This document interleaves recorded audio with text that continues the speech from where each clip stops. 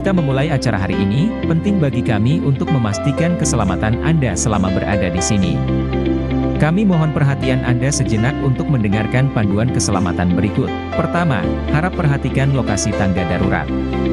Tangga darurat terletak di sisi kiri lift. Jika terjadi keadaan darurat, silakan ikuti jalur evakuasi yang telah ditandai. Tetap tenang dan ikuti petunjuk arah yang diberikan oleh petugas. Harap diperhatikan, titik berkumpul darurat berada di area terbuka di luar gedung. Di dalam auditorium, Anda juga akan menemukan peralatan keselamatan seperti pemadam api. Selama acara berlangsung, kami meminta Anda untuk tetap menjaga ketertiban. Jika Anda membutuhkan bantuan atau merasa tidak sehat, silakan hubungi salah satu petugas yang berada di sekitar auditorium. Terima kasih atas perhatian dan kerjasama Anda. Selamat menikmati acara, dan selalu prioritaskan keselamatan Anda.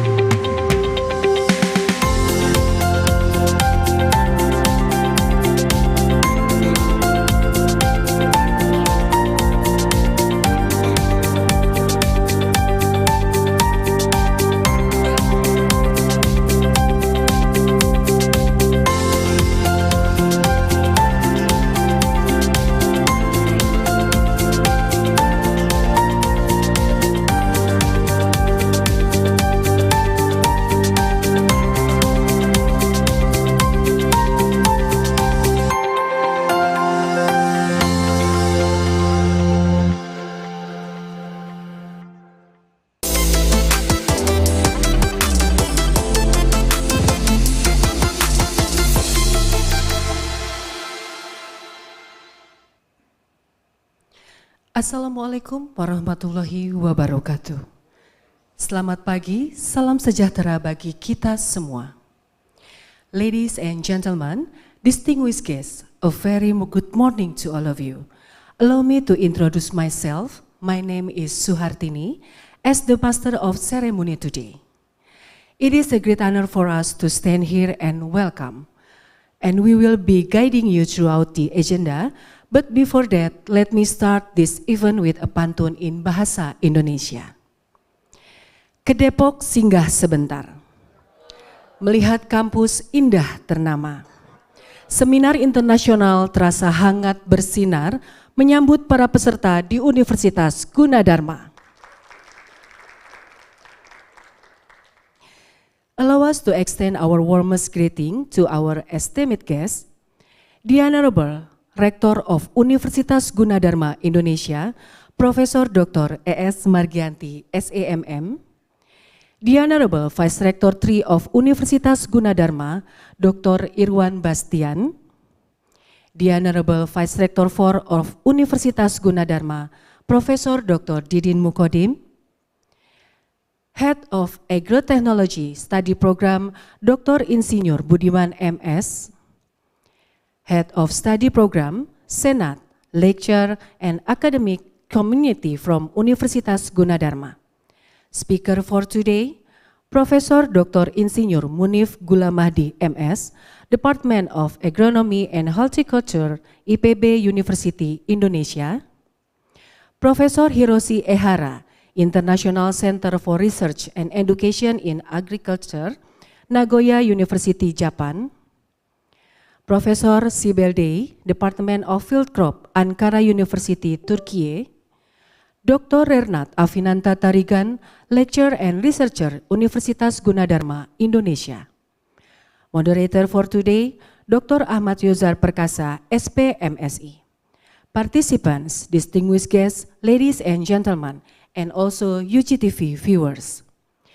Thank you for coming to join us on this international seminar on food security, increasing food crop production for sustainable food security. As an information, the event is also broadcast through UGTV. UGTV is the first community digital television in education owned by Universitas Gunadarma. You can enjoy our program through digital channel 31 UHF, our live streaming channel available through www.tv.gunadarma.ac.id or www.ugtv.co.id. You can also enjoy our program through mobile application, namely UGTV Mobile, that is available through App Store and Play Store. Ladies and gentlemen, let us commence our agenda today by solemnly singing the national anthem of Indonesia. Ladies and gentlemen, please rise for the national anthem of Indonesia.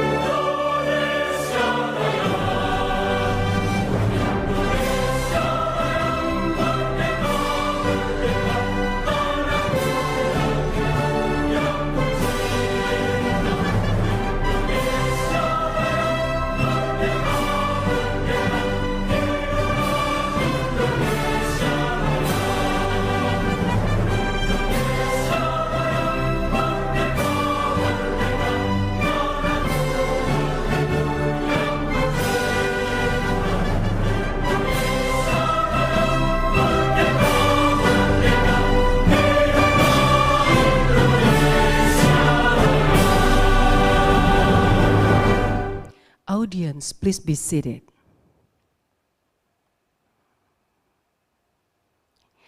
Distinguished guests, ladies and gentlemen, the first agenda of the event, welcome greetings delivered by Head of Agrotechnology Study Program to Dr. Insinyur Budiman MS. Floor is yours.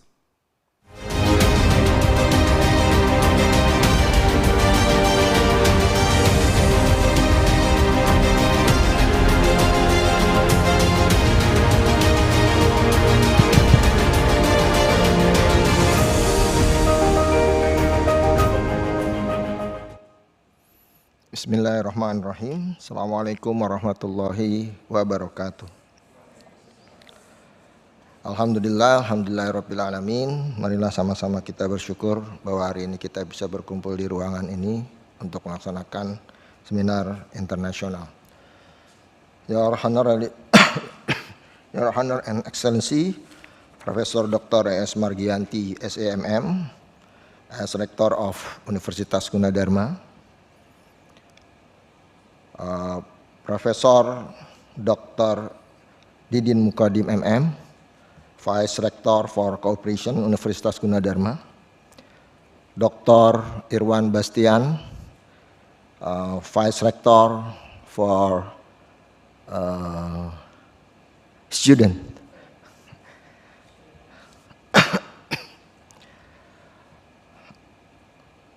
Dr. Imade Wiryana, Head of Foreign Collaboration, Universitas Gunadarma,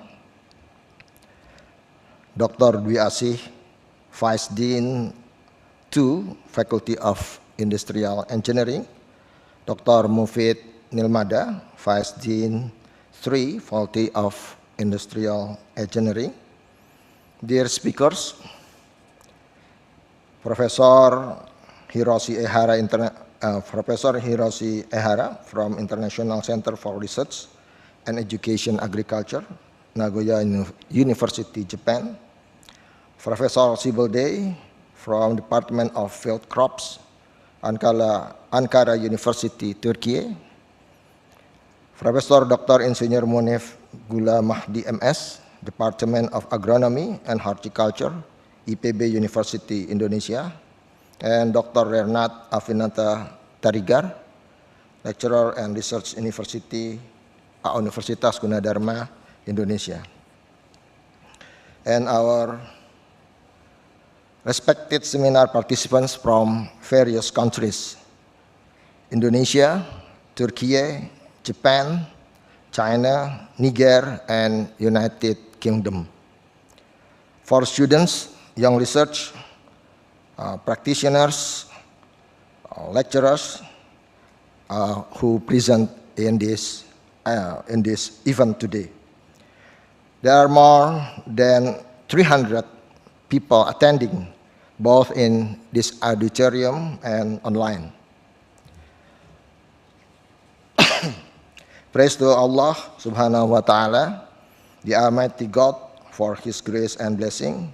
We are able to gather here in good health to participate the international seminar on food security with the theme Increasing Food Crops Production for Sustainable Food Security. This international seminar is a crucial forum for all of us to exchange ideas, share knowledge, and strengthen cooperation in the field of agriculture, particularly food security. We are proud that this seminar has successfully brought together experts, practitioners, researchers from various parts of the world. On this occasion, we present a discussion on various commodities as food sources, chickpeas, soybeans, and sago, and one topic on data management for the supply chains of these commodities. Your presence will enrich the discussion and provide new insight for the advancement of science and technology. The theme of this seminar, Increasing Food Crops Production for Sustainable Food Security, is highly relevant to the global challenge we have today. I hope that through this forum, we can generate constructive recommendations and solutions that can be applied in efforts to solve various problems in the fields of agriculture, particularly food security, particularly related to current government programs. I would like to thank the community for their hard work in organizing this seminar. I also thank the speakers who volunteered their time and energy to share their knowledge and experiences. Finally, I wish you a pleasant seminar. I hope this seminar runs smoothly and provides significant benefits for all of us. Peace be upon you, peace be upon you, and blessing be upon you. Assalamualaikum warahmatullahi wabarakatuh. Thank you, Dr. Insinyur Budiman MS, for the speech, and please be seated. Distinguished guests, ladies and gentlemen, and UGTV viewers, moving forward, we would like to cordially invite Rector of Universitas Gunadarma to deliver her speech and officially opening this event to Professor Dr. E.S. Margianti, SAMM. The floor is yours.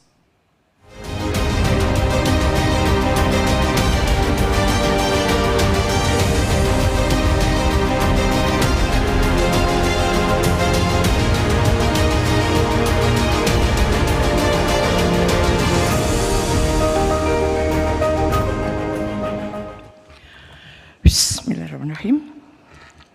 Honorable speaker this morning, and also bapak-bapak, ibu-ibu segenap jajaran keluarga besar Universitas Gunadarma. Selamat pagi. Assalamualaikum warahmatullahi wabarakatuh. Om Swastiastu, Namo Buddhaya, Salam Kebajikan, Rahayu. Pertama-tama tentunya marilah kita tidak henti-hentinya mengucapkan syukur kehadirat Tuhan Yang Maha Esa, yang atas perkenannya lah kita dapat berkumpul di ruangan ini untuk melakukan international seminar on food security, di mana ada pembicara dari Turki dan dari Jepang, dan tentu saja saya juga mengucapkan salam dan selamat pagi kepada segenap peserta yang terhubung melalui Zoom ataupun melalui UGTV. Pada kesempatan ini kita akan membahas bagaimana mencoba increasing food crop production for sustainable food security. Food itu menjadi salah satu asa dari Bapak Presiden kita ke ketahanan pangan, dan di sini tadi sudah disampaikan untuk hal-hal tertentu kita mencoba untuk bagaimana kita memiliki ketahanan pangan yang sustainable. Jadi kalau ketahanan pangannya cuma satu kali panen kemudian selanjutnya tidak, tentu saja itu tidak sustain, dan artinya kedepannya kita akan bermasalah, karena pangan itu kan hukum pertama dari Maslow Law, di mana pertama adalah makanan, termasuk juga kebutuhan manusia. Dan sekarang kita sudah banyak mengalami perubahan dari selera makan. Kalau dulu biasanya generasi saya ini kalau belum makan nasi, belum makan. Nah, kalau sekarang kita kadang roti, kadang kue, lebih terbuka begitu. Baik, yang saya hormati Bapak Profesor Dr. Insinyur Munif Ghulamahdi dari IPB, and then Honorable Professor Hiroshi Ehara from Nagoya University, and also Professor Sibel from Ankara University, Türkiye. Very good morning. We are very happy to have you together with us. Although I just wondering what time in Turkey, because we have very big time difference. But for Nagoya, it's okay because you already 2 hours before us.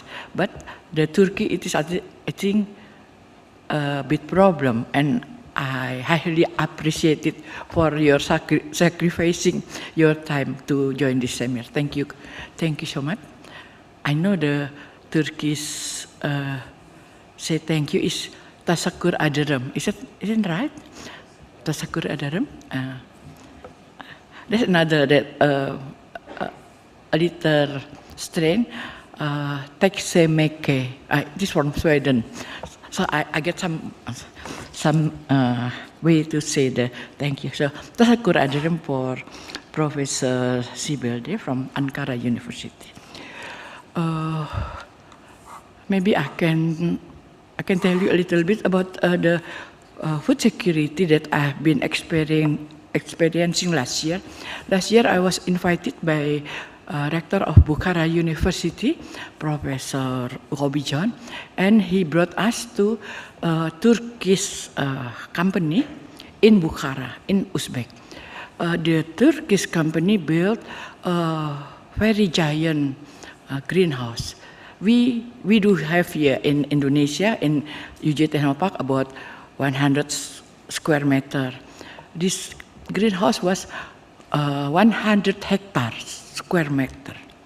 You can imagine, and it is built in the middle of desert, di tengah padang pasir, 100 hektar. I was go inside, and it is digital twinning. So 100 hectare digital twinning, and it is belong to Turkish company. Wow! And they told me that they have 2 in Uzbek and 1 in Norway. So they in the middle of the desert, they try to maintain as a tropical climate. They build with hydroponic only Cavendish. Cavendish just had like me, but they already have fruit, and then it is hydroponic, of course, digital twin, so they control everything, and also they plant the various tomato cherry tomato, so they produce any kind of color, not any kind of big, but cherry tomato, but many color. They have the black one, red, wine, red, kuning, yellow, green, orange, so many, and it is on tomato cherry. It is understandable because Uzbek for daily they didn't have too much vegetable, but they have salad for accompanying their meal.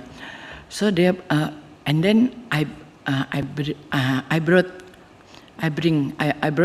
home to Indonesia the cherry all, but unfortunately no seed, so cannot. I think they're doing the culture, what we call it, what we are doing also with the Cavendish in UJ Teknik, kultur jaringan. So they're doing also kultur jaringan. What in English? I missed the tissue culture. Yeah, thank you. So it has happened because in Uzbek the temperature was very, what do you call it? In the summer they can be more than 50 degrees Celsius, and in the winter they can be minus 30. I've been experiencing this situation. So it is the Turkey. If you make the greenhouse in Indonesia, you not have necessary to make the situation like this. It is very easy in Indonesia. We have very nice culture, nice climate, and also so many. We only have two season, dry and wet. But now because the climate changing, we confusing. Where is it is now? Is it dry season or hot season or maybe a wet season or rainy season? It is mixed together. So I'm very happy to have you here, Professor Sibel, and hope one day we can meet directly. If you possible come to Indonesia, it is Gunadarma, and also Indonesia, of course, famous by a very nice country. And especially for Professor Hiroshi Ehara, we know very much about Nagoya, and then also we enjoy also the very big strawberry, that you produce also the pink strawberry and also orange strawberry. It is very good also.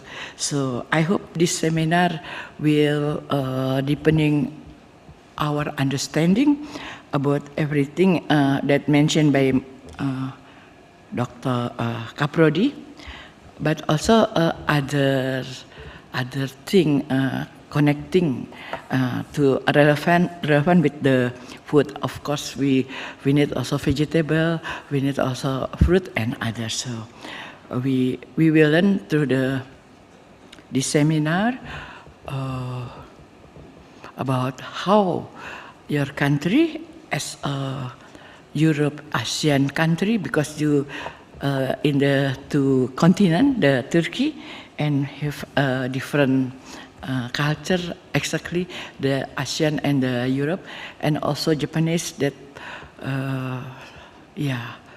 very famous with the seafood, any kind of seafood, and we do have the raw, the half raw, and also the what we call it, the cooked seafood, and it is also in Indonesia we used to have. So, Bapak Munif Ghulamahdi, terima kasih sudah berkunjung di sini. Saya kira ini pertama kali. Mohon moga-moga sering-sering ke sini, Pak. Pak Rektornya sebetulnya sudah berjanji ke sini tapi nggak datang-datang. Nah, kami juga sudah ada teknopark yang di mana di sana sudah dilakukan tisu culture dan sudah berjalan untuk pisang, untuk anggrek dan cabai. Cabainya itu malah Prof Syukur sudah menghadiahkan kepada saya cabai yang terpedas di Indonesia dan sudah dipatenkan, yaitu karena saya katanya setan cabai, tukang makan cabai, kalau nggak pakai cabai nggak doyan. Itu namanya margi IPB. Itu adalah terpedas. Banyak juga ada seorang pengembang anggrek. Dia memproduksikan, memuliakan anggrek Papua yang hitam seperti kalajengking, campur-campur akhirnya menjadi dendrobium yang warnanya ungu, dia namakan Gunadarma dendrobium. Dan terus kasihan kali sama saya, terus satu lagi dikasih namanya Profesor Margianti dendrobium. Padahal saya, nah ini adalah kepedulian mereka bahwa Gunadarma peduli terhadap pengembangan entah itu hara, entah itu segala macam yang bisa dikembangkan bersama. Jadi saya berharap keahlian Bapak, spesialisasi Bapak juga bisa ditularkan di Gunadarma, karena di UGTP kemungkinan untuk pengembangan beberapa greenhouse untuk pemuliaan tanaman itu tersedia sangat luas. Karena belum pernah, jadi saya menyampaikan ini secara khusus. Baik, dan tentu saja kepada Pak Bob, ini panggilannya Pak Bob, namanya Avinanta Tarigan. Silahkan nanti untuk mengenai Bitcoin dan lain sebagainya, sehingga ini bisa kita sinkronkan situasi dari Jepang, situasi dari Turki dan lain sebagainya. And also Prof. Sibel, actually I've been to Cappadocia and Uhrisar, Termis, and so many places in Turkey. So I invite you to come to Indonesia to see other situation with the dual season. Baik, Bapak, Ibu, dan saudara-saudara sekalian, kita ikuti perintah Bapak Presiden dalam asa yang ada itu. Jadi kita coba bagaimana mendalami food security secara sustainable, secara terus-menerus. Tapi sustainable itu tidak cukup. Sustainable harus diikuti dengan continuous improvement. Karena kalau tanaman ditanam pertama bagus, panen kedua bagus, panen ketiga sedikit bagus, lama-lama kan ada masanya. Nah, ini kita juga harus mencoba mengembangkan supaya dia itu ada continuous improvement, entah itu dengan daurnya diperpanjang, artinya masa hidup produktifnya diperpanjang. Nah, yang kemarin saya dengar untuk yang cabai yang 1 juta SHU pedasnya, terpedas di Indonesia, dia bisa kalau sudah panen sekitar 2 tahun. Dan kerennya itu pohonnya sampai bisa 3 meter. Jadi sengaja ditanam, dibuat ada terowongan di tengahnya, nanti kita metiknya di tengah-tengahnya gitu katanya. Tapi dekatnya aja kita udah kepedesan. Saya lagi wondering nanti panennya gimana ini, karena baunya saja sudah sangat menyengat. Dan saya dengar dari cabai yang sebelumnya paling pedas yaitu katokon yang dari Toraja, itu mereka panennya sudah pakai sarung tangan 300.000 SHU. Ini 1 juta. Ya, apapun kita lihat keajaiban yang ada dengan perkembangan yang ada. Jadi pada kesempatan ini penghargaan, ucapan terima kasih, dan harapan kita maju terus. So for honorary speaker Professor Hiroshi Ehara from Nagoya and Professor Sibel from Ankara University, Tatsakur ederem, kalau bahasa Jepangnya apa ya kalau terima kasih? Arigatou gozaimasu. Thank you so much for this participating and helping us to deeper, what we call it, knowing deeper about our situation. So I hope you can learn also from the situation in Indonesia, how we are try to fight everything problem in food security and also for sustainable food crops in our country. Have a nice seminar, and also I hope that we can meet again this time. And then please allow me to open this seminar in Indonesia. Baik, Bapak, Ibu, dan saudara-saudara sekalian, dengan mengucap Bismillahirrahmanirrahim dan izin Bapak Ibu sekalian, seminar internasional on food security, increasing food crops production for sustainable food security secara resmi saya nyatakan dibuka. Semoga kita semua mendapat manfaat dari kegiatan ini, dan semoga Tuhan selalu bersama kita. Sekian, terima kasih. Wassalamualaikum warahmatullahi wabarakatuh. Thank you to Professor Dr. E.S. Margianti, SAMM, to deliver her welcoming remarks and to officially open today's international seminar. To Professor Margianti, please stay in front of the stage. We will stand by for photo session. For our distinguished guests, please join us at the front for a group photo. Let's capture this memorable moment together.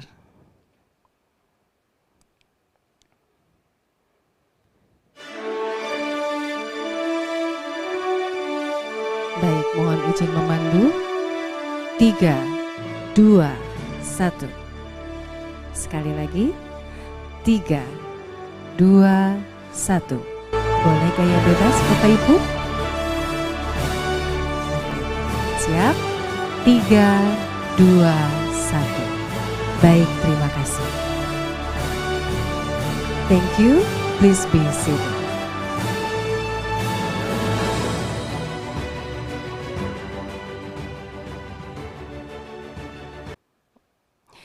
Ladies and gentlemen, distinguished guests, and in just a moment we will have 4 wonderful speakers to share their insight on within the theme International Seminar on Food Security, Increasing Food Crops Production for Sustainable Food Security. This session will be divided into 2 sessions, and each session will be moderated by our talented moderator, Dr. Ahmad Yozar Perkasa, SP M.Si from Universitas Gunadarma. And before we proceed, we will enjoy the performance by wonderful song. This song is a heartfelt tribute and created by the young talent of the Academy through its lyric and harmony. So please enjoy performances Gunadarma untuk Indonesia by Academy.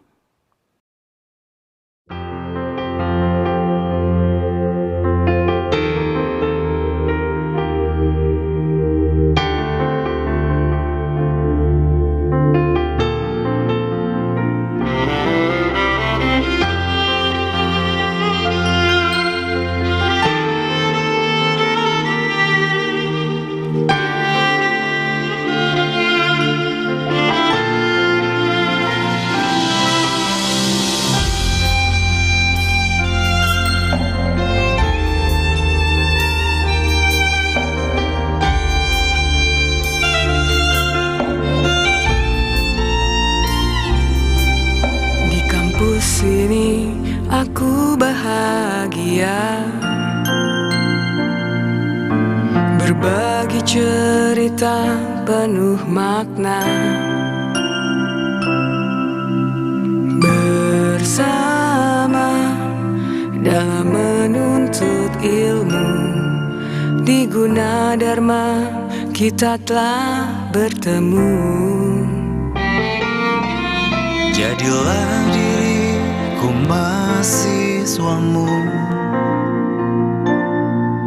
ku berikan yang terbaik untukmu.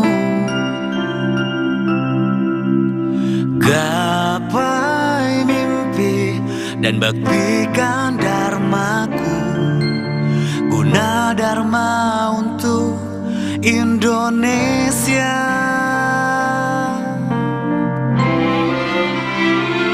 Satu dalam asa warnai dunia, raihlah semua angan dan cita-cita, berjalan bersama dalam satu cinta. Gunadarma untuk Indonesia selamanya.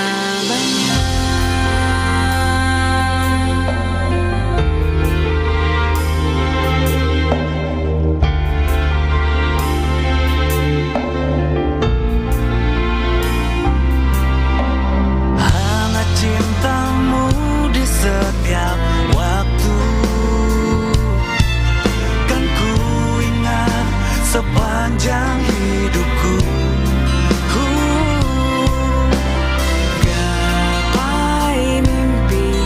Dan baktikan dharmaku, Gunadarma untuk Indonesia.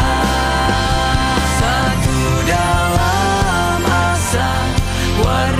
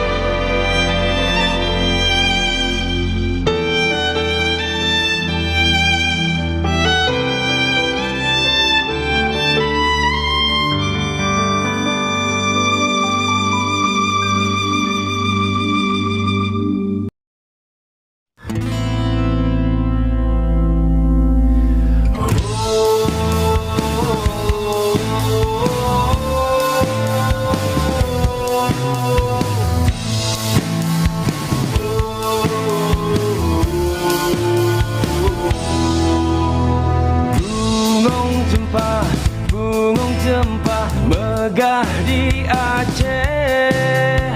Bungung terlebih, terlebih indah lagoina. Bungung cempah megah di Aceh. Bungung terlebih, terlebih indah lagoina.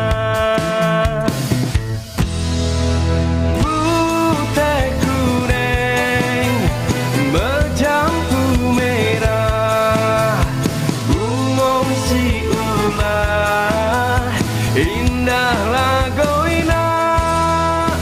Putih kuning bercampur merah, bungung si ulah indah lagoina.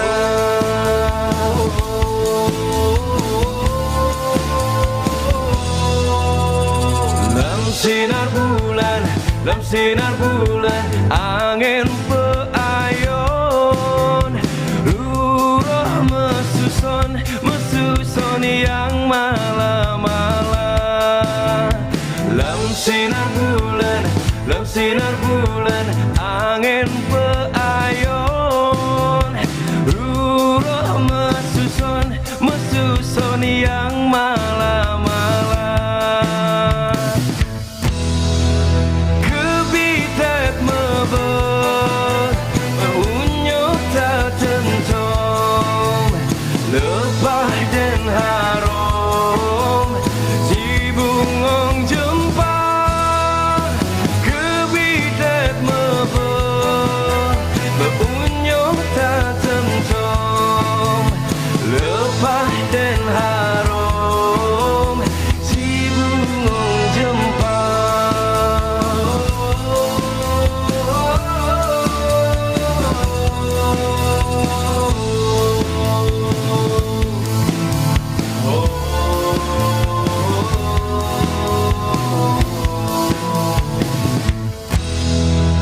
Putih kuning bercampur merah, bungung si ulah indah lagoina. Putih kuning bercampur merah, bungung si ulah indah lagoi. Bungung cempah megah di Aceh. Bungung terlebih, terlebih indah lagoina.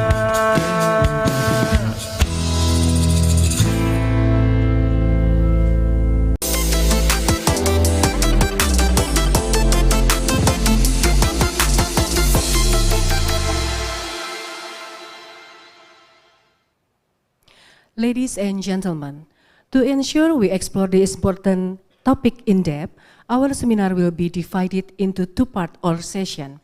First session will begin with presentation from distinguished speaker who will share valuable insight and experiences of their research that we hope will inspire and enrich our understanding. And the second session will be then a Q&A. This seminar will be moderated by Dr. Ahmad Yozar Perkasa, SP M.Si.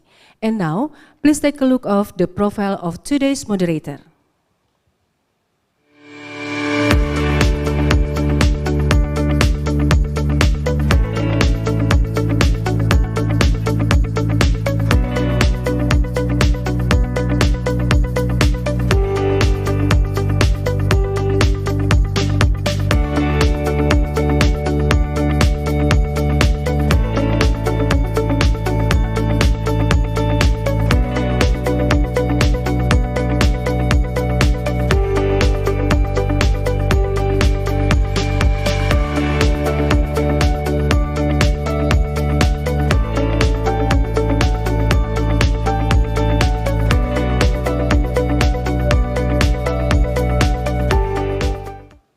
So without further ado, let us begin our seminar. Dr. Ahmad Yozar Perkasa, SP M.Si, time is yours. Thank you so much to the Master of Ceremony, Ibu Suhartini Eskom MT, for kindly and brief introduction of myself that we can see on the slide. If MC have the pantun, and also I have a pantun in bahasa Indonesia. Jalan-jalan ke Ankara, lanjut ke Nagoya, lalu pulang ke Indonesia. Apa kabar hadirin semua? Semoga sehat sentosa dan bahagia.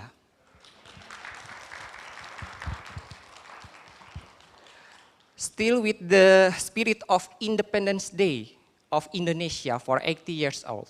Long life for Indonesia. Bismillahirrahmanirrahim. Assalamualaikum warahmatullahi wabarakatuh. Good morning and warm greeting to all of you, ladies and gentlemen. Especially to all important people here. Her Excellencies, Rector of Universitas Gunadarma, Profesor Dr. E.S. Margianti, SEMM. Distinguished guests, Vice Rector T, Dr.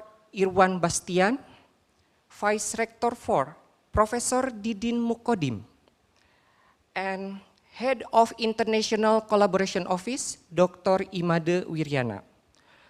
And we have also the honorable speakers from IPB University, Professor Munif Ghulamahdi. And from Japan, from the International on Research and Education on Agriculture, Professor Hiroshi Ehara. And then from the Turkey, Department of Field Crop Science, Professor Sibel. And from the Department Computer Science of Universitas Gunadarma, Dr. rer.nat Avinanta Tarigan.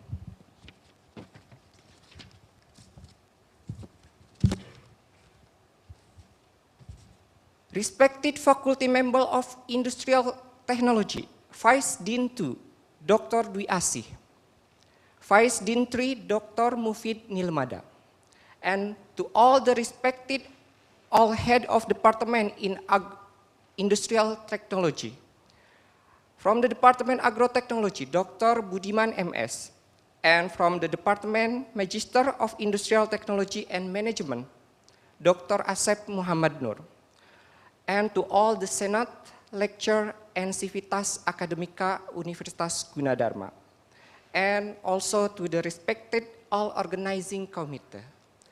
Dear participants in this room meeting on F8 Campus Medical Gunadarma University, Universitas Gunadarma, and also to all participants on Zoom platform. Ladies and gentlemen, and beloved students.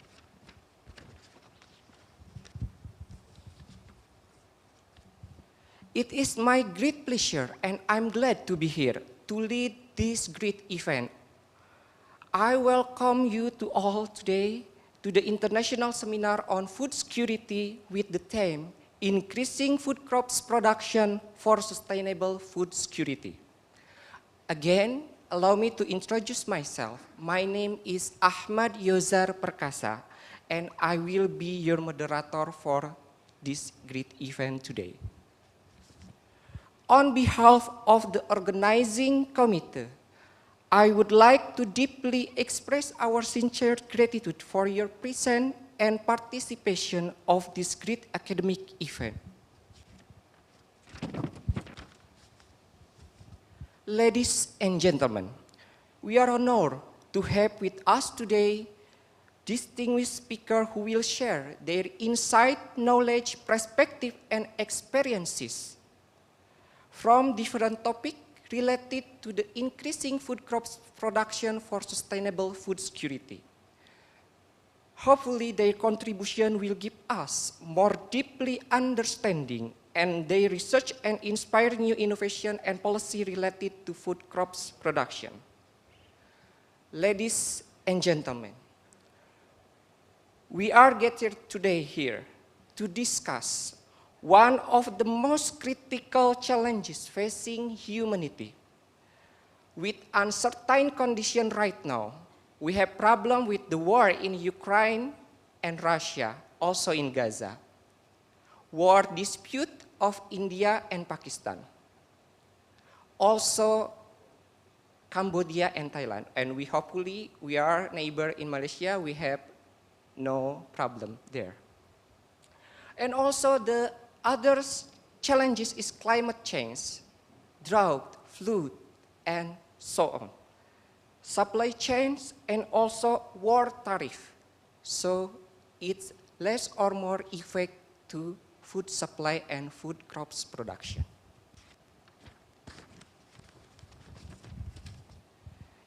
Ensuring everyone has access to safe nutrition and sufficient food. Our theme today focuses on a key part of the solution, boosting the production of food crops in a way that is both effective and sustainable. As a founding father said, Sukarno, food is a main basic and is fundamental. Die or long life nation is depend of food. Through this seminar, we hope get beneficial knowledge on innovative farming technology, good agricultural practices and policy that can drive us toward a more food secure in the future. Allow me to say thank you more and more to Rector of Universitas Gunadarma for your support and make this event implemented. To our invited guests, colleagues, friends, and all participants, we are truly honored by your presence. Hopefully you enjoy this event. We will move to the main agenda, presentation for the all speakers. Let us make the most today of session presentation from all the speakers with the discussion, meaning question and exchange opinion related to the topic, so we have this seminar will spread new collaboration and impactful contribution to food security. Before I present the profile of the all speakers, please give them a big applause.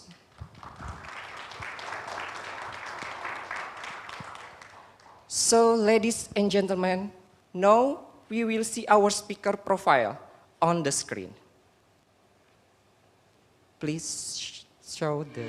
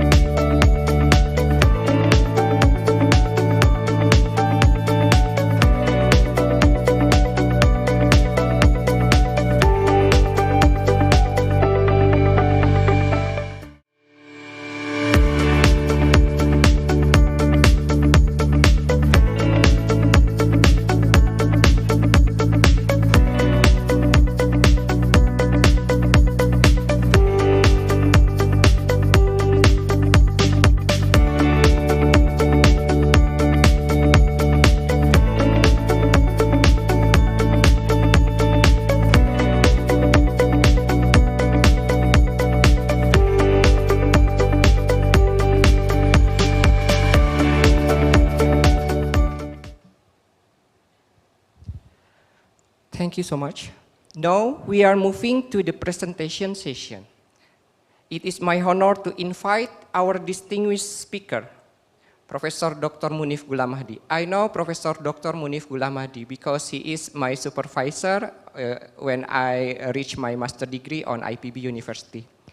He has so much work on the tidal swim area in around the island of Indonesia, Borneo, Sumatra, and also some part of Papua. And he have developed the technology on the cultivation on the food crops, saturated soil culture. He so much work on the rice, corn, and also soybean. And he has also so many funding research from the Ministry of Science and Technology, and also collaboration from the Melbourne University and also Tokyo University. So, Professor Munif, you have 30 minutes for presentation, and the screen is yours. Thank you very much to the committee that I have invited to follow this seminar.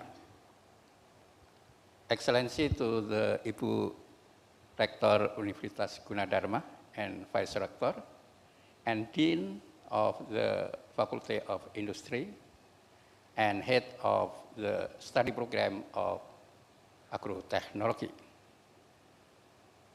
May I standing to the... Yes, you can. Oh, okay. Okay. In this time, I would like to present our activity with title use of marginal land and for expansion of soybean production area. This activity has conducted in out of Java in South Sumatra and Jambi.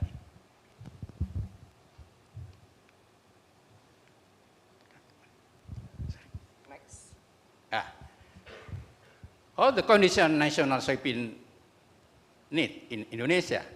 In 1992, the soybean planting area 1.6 million hectare, with productivity 1.12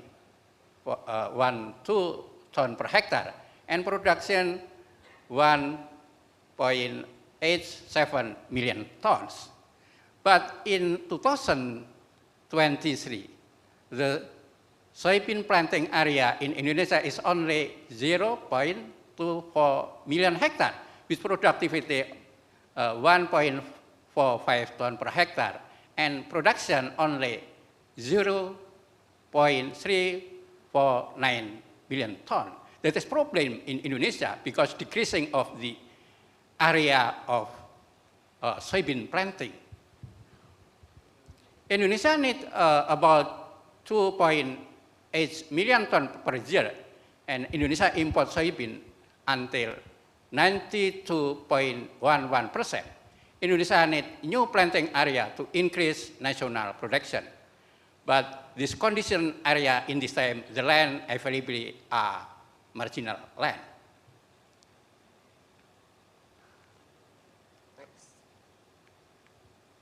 What is the marginal land? Marginal land is land that has limitation in fertility, water availability, or other environmental factors so that it is less productive for agricultural activity. Example, dry land with high aluminum exchangeable and low pH, low land with high saline, and tidal land with high spirit, low pH, and pK availability, high iron and aluminum and mangan, but the condition with flat condition or anaerob. This is constraint of food crop cultivation in tidal area.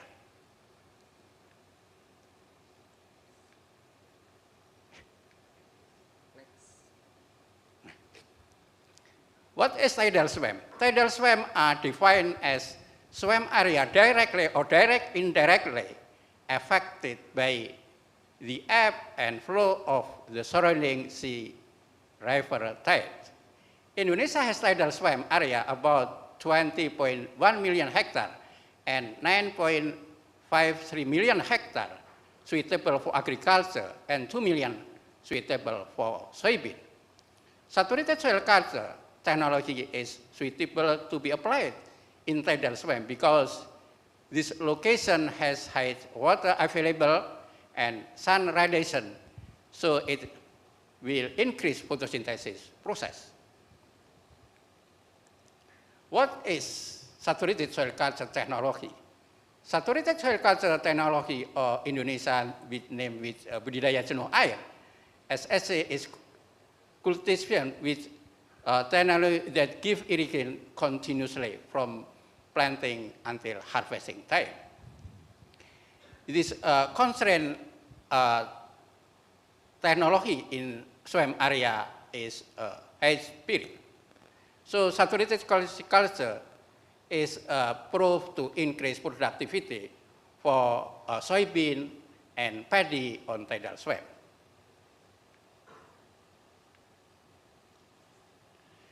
This is the problem of food crop cultivation on tidal swamp with high spirit. The high spirit is brown, and if process oxidation, that is make red. If spirit oxidation, so we make low pH, problem for soybean and corn.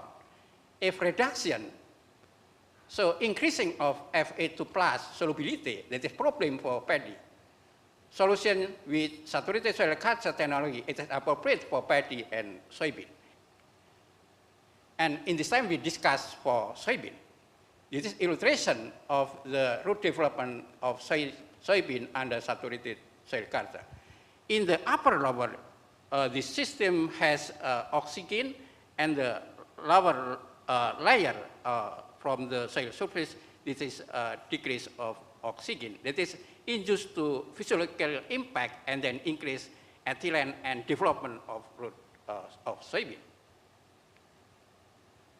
The location was conducted at South Sumatra and Jambi, and we conducted with field and greenhouse experimentation, and we consist of soil chemical and physiological change and response of soybean to the saturated and dry culture, and when continue with intercropping soybean and corn.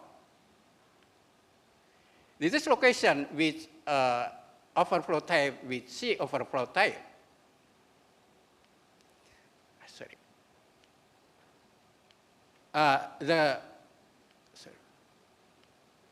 condition of soil, very low acid and very high phosphor, and then very high of aluminum and very high of pyrit.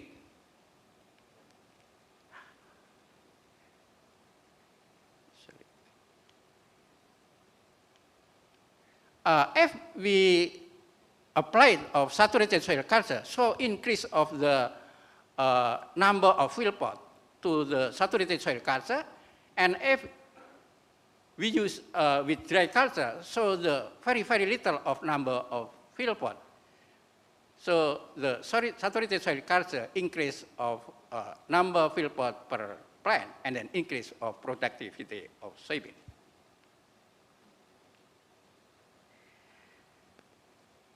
This is the result of soil chemical. If we use saturated soil culture on tidal swamp, so increase of pH, increase of P available, increase of potassium, increase of calcium, increase of magnesium, and then decrease of aluminum, decrease of iron, and decrease of aluminum saturation, and then improve of good growth and increase of productivity of soybean. This is condition of physiological.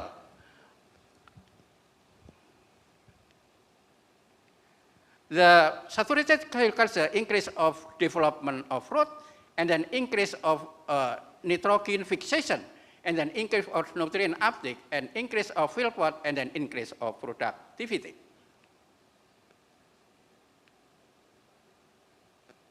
This is a mechanism, biosynthesis of ethylene. If the condition of anaerobe, so increase of 1 aminocyclopropane, 1 carboxylic acid, if the surrounding of the plant is sufficient of oxygen, and then increase of ethylene, and then increase of root development.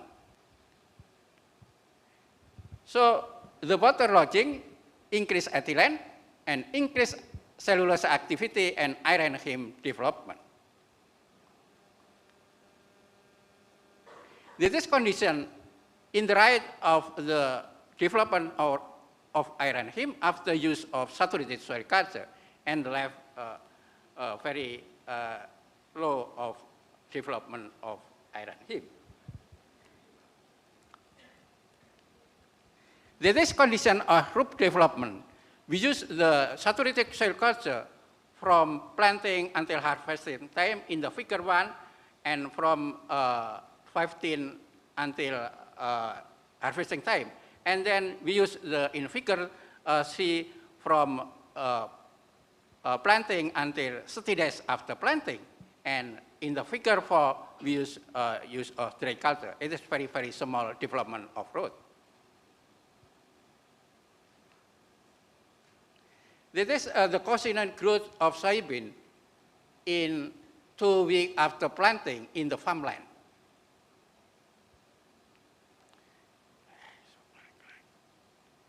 This is N and P nutrient uptake of soybean. The saturated soil culture increase of N and P nutrient uptake if compared to the dry culture. And increase potassium and calcium nutrient uptake too. And then increase of productivity. On the saturated soil culture with 30 until 40 centimeter from the soil surface, the productivity very highest for Tangamus variety. And we choose with 20 centimeter under soil surface because it is very easy to apply it in the field. So we continue with increasing soybean and corn productivity with intercropping system. We treatment with lime as ameliorant to increase of soil pH, using HACS to reduce of ameliorant dose and to increase macro and micronutrient.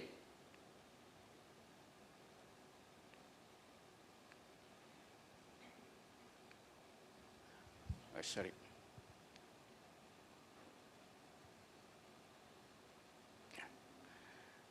The background of the research, the farmers are interested to develop of corn than soybean because the price of soybean is not stable and productivity is lower than corn.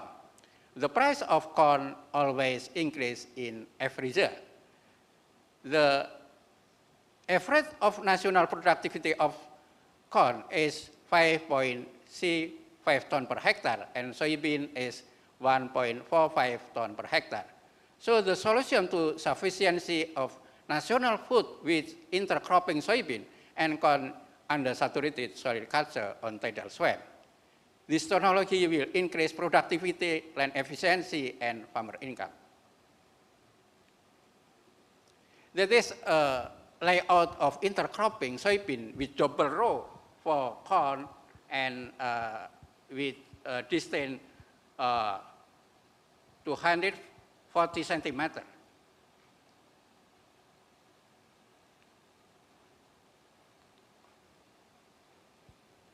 And the land equivalence ratio result, but in this condition of intercropping, land equivalence is higher than 1. So the system increase of efficiency of land.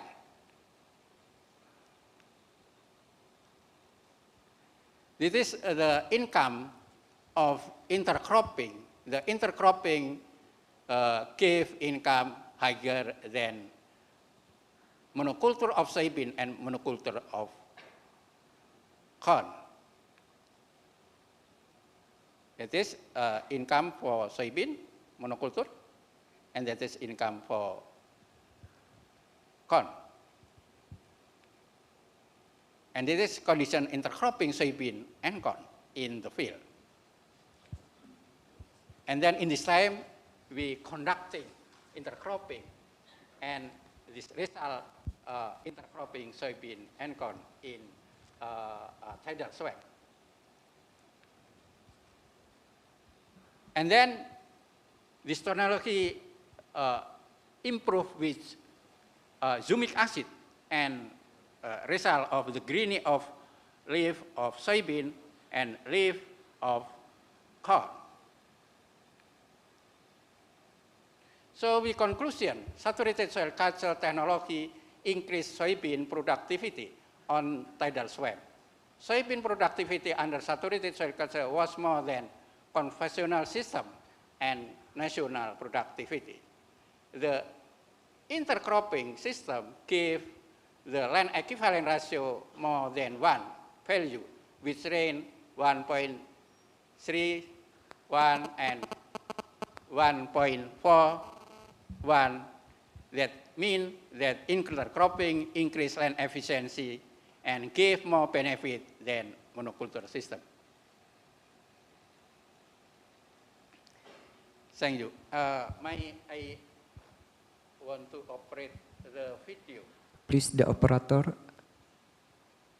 It is 500 hectare soybean in tidal swamp.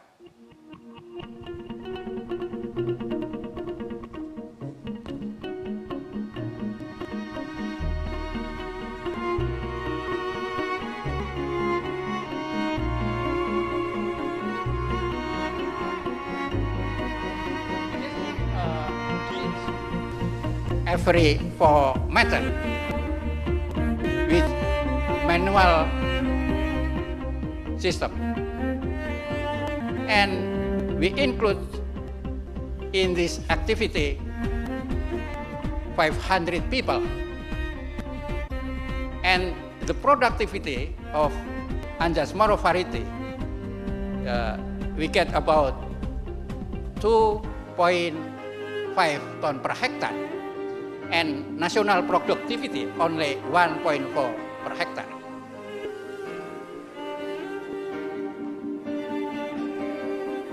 And we use the other variety, that is Malika or black soybean. We get productivity about 2.6 ton per hectare. Collaboration with Unilever. I hope Indonesian give more area to cultivation and tidal swamp, and then we get more than production national than condition in this time, and so we get the self-sufficiency of food crop of soybean.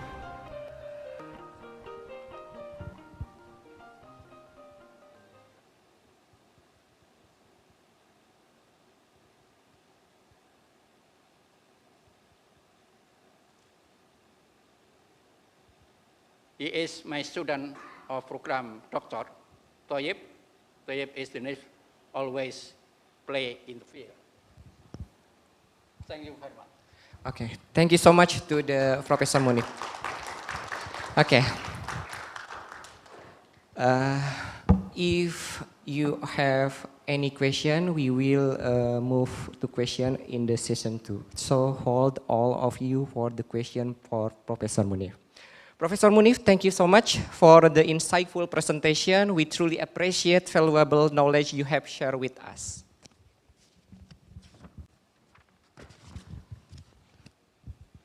Okay, we will move to the second speaker from Japan, International Collaboration on Research and Education on Agriculture. Professor Hiroshi Ehara. Please, Professor Hiroshi Ehara, can you hear my voice and can you see us clearly here? Thank you. Yeah. Okay. Is it okay? My voice is delivering to you? Yeah, it is clear. Okay. Okay. Okay. Thank you very much for introducing the Wait minutes, Professor. me.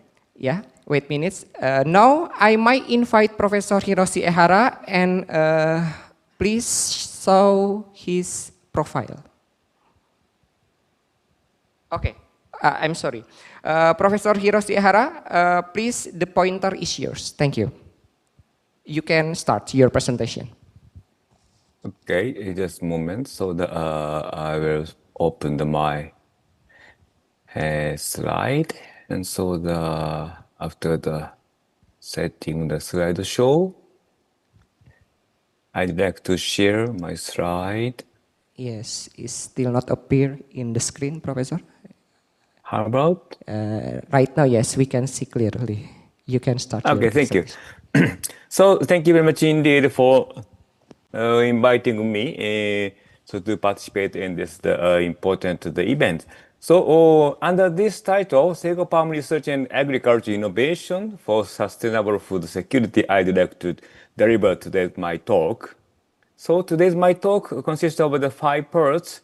First, why now interested in sago palm. Second, relationship sago starch and Japanese industries. And so third, sago palm and the environmental issue. Next, current status of the sago production and utilization. And finally, I'd like to talk about initiatives towards sustainable production and the further utilization. So probably today's participants well know about the sago palm, but so briefly I'd like to explain something. So if we can grow the sago palm well, so they will have the 10-meter trunks and 45 centimeter diameter usually. And so if we can do the appropriate control of the clump size, it means the sucker control, so we can harvest the sago or adult sago palm from the same clump continuously. And so in my experiences, the starch content of the piece tissue will be about the 77% on dry weight basis. And that's why the potential starch, not either starch accumulation will be the 310 kg per palm. And so the sago is the starch producing the plants. However, not only the starch accumulated in a trunk, the other part, the petiole, growing point, and so the leaves also can be utilized for various ways. And if we can talk about the advantageous points of the sago palm, so we can list the 6 to 7 probably. So already I talked a large amount of the starch storage. Next, as a second, adaptation ability to various severe environment, the swampy, peaty, acid soil, brackish water. So today already we listened about the soybean cultivation possibility utilizing the swampy area in Indonesia. So for the high utilization of the problem soil, we can share various information. So for contributing to such the efforts, today I'd like to deliver some of our experiences. The third one, the stable production. Because the sago palm is the not annual crop, that's why the small effect of the climate change will be happen. And fourth, the various utilization of the products as food, feed, industrial use, ethanol, bioplastic, something. And so the fifth, the low production cost. Usually in the past, so the local farmers harvested the sago palm from the natural forest to a semi-cultivated condition. That's why the production cost is comparatively low. And so usually the local farmer will not give any fertilizer to the sago palm cultivation. That's why we can say the food based on the sago starch will be the safe, because no agriculture chemicals in the past. I'm not sure in the future, but anyway. And so the seventh, the formerly, it was considered that no competition with current food production. With the major crops when the sago starch is converted into the biofuel. So the formerly we talked like this, but so after the Ukraine situation, so this was changed. So we should utilize the Sago, mainly focus on the food probably, and of course, byproduct should be utilized as the feed or something others. So as you know, Sago is one of the oldest crops as banana or taro. So for many long history, Sago nut is not recognized as the major crops. However, anyway, the Sago has attracted attention recently. So if we talk about the total damage in the farming industry, depending on the publication by the FAO, if we look at the situation in Asia, so it is different from the Africa or Latin America. In Africa or Latin America, drought is the most serious problem for the agriculture industry. However, in case of the Asia, not only the drought, flood, storm, like the Professor Ipebe pointed out, how we can utilize the swampy area. This is the most important agenda at this moment and in the future as well. So if we go back to the 5,000 years ago, Sago type palms were most important food crop according to the Professor Hugh Burton from UK. So he published this kind of the paper together with the Chinese collaborators.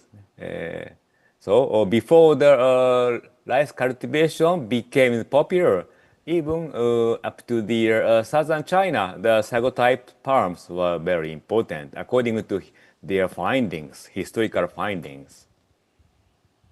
So this slide shows the Sago palm growing area and the production of Sago starch.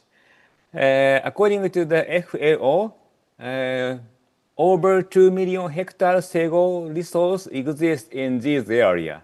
However, according to the Indonesian and Malaysia, so officials, only 10% of them can be utilized at this moment. However, if we can promote highly utilization of the Sago resource up to the 50% of the natural resource, starch yield will be the 16.5 million ton a year. This is the very large amount, more than twice the annual rice consumption of Japan. And so if we convert this large amount of the starch into the ethanol, probably 8.3 million ton starch ethanol we can produce. Then when we convert it to the ethylene, 4.2 million ton ethylene can be prepared every year. This amount will correspond to the over domestic demand of the ethylene and petrochemicals in Japan. So that's why to the Japan, so the Sago palm is very important, the industrial crop. Actually, so this amount, the Sago starch will come into Japan every year from Indonesia, Malaysia mostly. And so recently, the price of the Sago starch into Japan is has been increasing rapidly after 2022. Yes, probably you remember February in 2022, what happened in Europe. So after the social situation changed drastically, so all over the world, we feel the lack of the starch, food, flour deficiency, yes. So corresponding such the situation, the price into Japan is also increasing. These blue color countries are the Sago user country, and so dark blue, it's the heavy user. It means the Japan. Japan is the biggest Sago starch importing country. So the last year, I was asked by the Ministry of Agriculture Agency of Japan, so to publish this kind of the publication article, so to analyze the current status of the Sago palm production and Sago starch utilization in Indonesia and Malaysia, and think about the possibility of the sago palm and sago starch for the future. So how Japanese people is utilizing the sago starch? Most important the way is as dusting flour of spring flour. When we produce Japanese noodle, sago starch is very needed. And not only for the noodle making, recently Japanese airline company like the JANA, they are utilizing the sago starch as the ingredient for preventing the food allergy. So if you'd like to take the sago food in flight, 1 week before your departure, please contact with the Japanese airline company. You can try to taste. Not only such the food, so recently, so the as the food flour for preventing the food allergy, a Japanese company is providing the sago starch as named as saku flour. Or Ajinomoto company is producing the very interesting material for cooking the fried chicken. So the Sajiku brand is available in Indonesia. So even in Japan, so not only the food industry, the cosmetic industry also started to utilize the sago starch as the very safe starch. So next one is the third topic, environmental issue. So as already we know, the sago will adapt to the various problem soil, especially to the swampy area. So utilizing the DEM digital elevation model and TWI topographic wetness index, we try to make clear how large sago potential area exists in each the island of Indonesia. This is the case study in Sulawesi. So according to our model analysis, so green bar, this large area, over 35,000 square kilometer on Sulawesi Island will be the recognized as suitable area for sago palm cultivation. But not only all such area can be utilized because they are swampy area. That's why so many proportion of such area just left.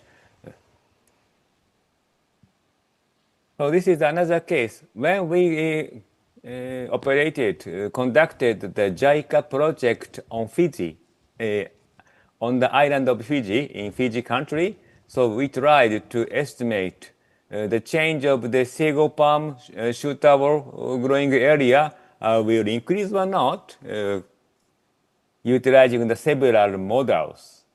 Of course, depend on the kind of the models, the situation will be different, estimated situation will be different. However, we could conclude like this. The suitable area for Fiji sago palm may increase by 241% with climate change within 5 years after the 2022.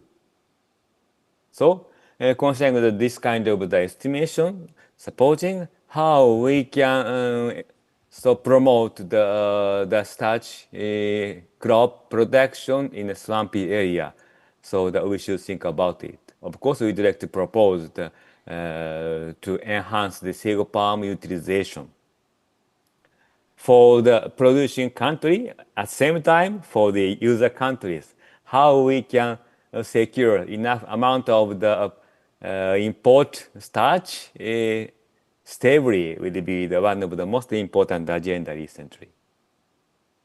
So the reason why sago palm can adapt to the swampy area, so it's very clear. They depend on the root morphology and physiological function of the specific function of the sago starch, sago palm. If we take sample from these kind of the submerged condition, we will observe the very well developed the parenchyma inside of the roots. So if we take the SEM photograph, it is very clear. So this is the our achievement. So together with the Dr. Aidil Azhar, so the associate professor at IPB, who graduated from our laboratory. So he prepared two kinds of the experimental condition: flooding, submerging, and control. Then so that we monitor the photosynthetic rate activity along the 100 days under the submerged condition. So, beginning of the over 60 days, flooding condition, under the flooding condition, Sago palm show us the preferable photosynthetic rate activity. But of course, if the submerged condition prolong over 70 days, so photosynthetic rate will be depressed. But anyway, we can say that if within 2 months, we don't have to do any drainage for Sago palm production. So about the another the environmental stress, salt stress. So formerly I did this kind of the experiment. We prepared 4 different NaCl concentration culture media of the hydroponics, 0 to 2.0. And so if we, when we analyze the Na concentration in the roots, so considering the increasing of the NaCl concentration in media, Na concentration in roots also increased. However, petiole not like that. And so in the leaflet, almost no change. So this is the quite apparent evidence. The reason why Sago palm can grow under the brackish water condition.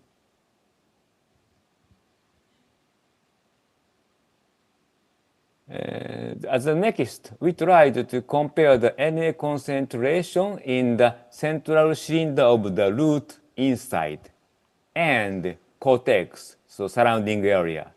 So the result was very clear.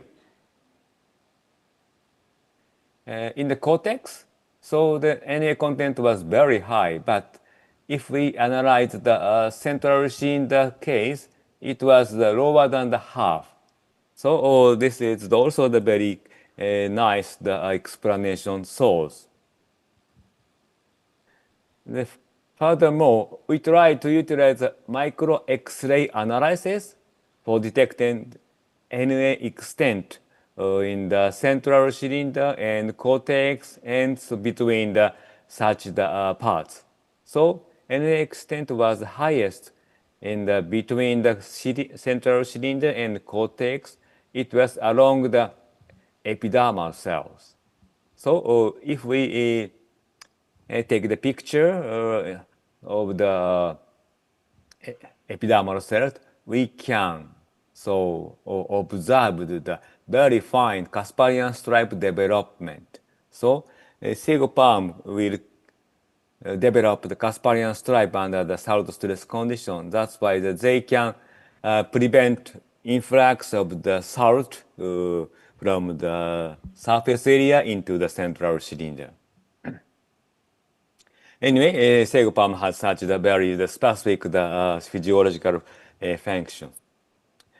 Then, so the next, I'd like to turn to the current status of Sago production and utilization.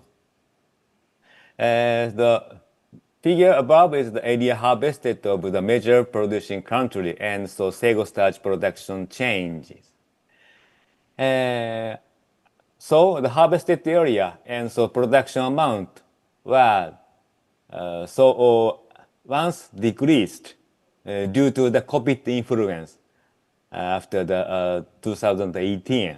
However, recently, so we can observe the recovery slowly. In case of the Indonesia, area harvested and Sago starch production has the very significant close relationship. So in the past, Sago starch production in Indonesia depend on area harvested, how to increase the area harvested. But so in the future, we should think about the production efficiency as well to increase. So this is the so I talked about the Sago starch price into Japan is increasing. It's not only to Japan. So the inside of Indonesia also, domestic dry starch price is the very varied.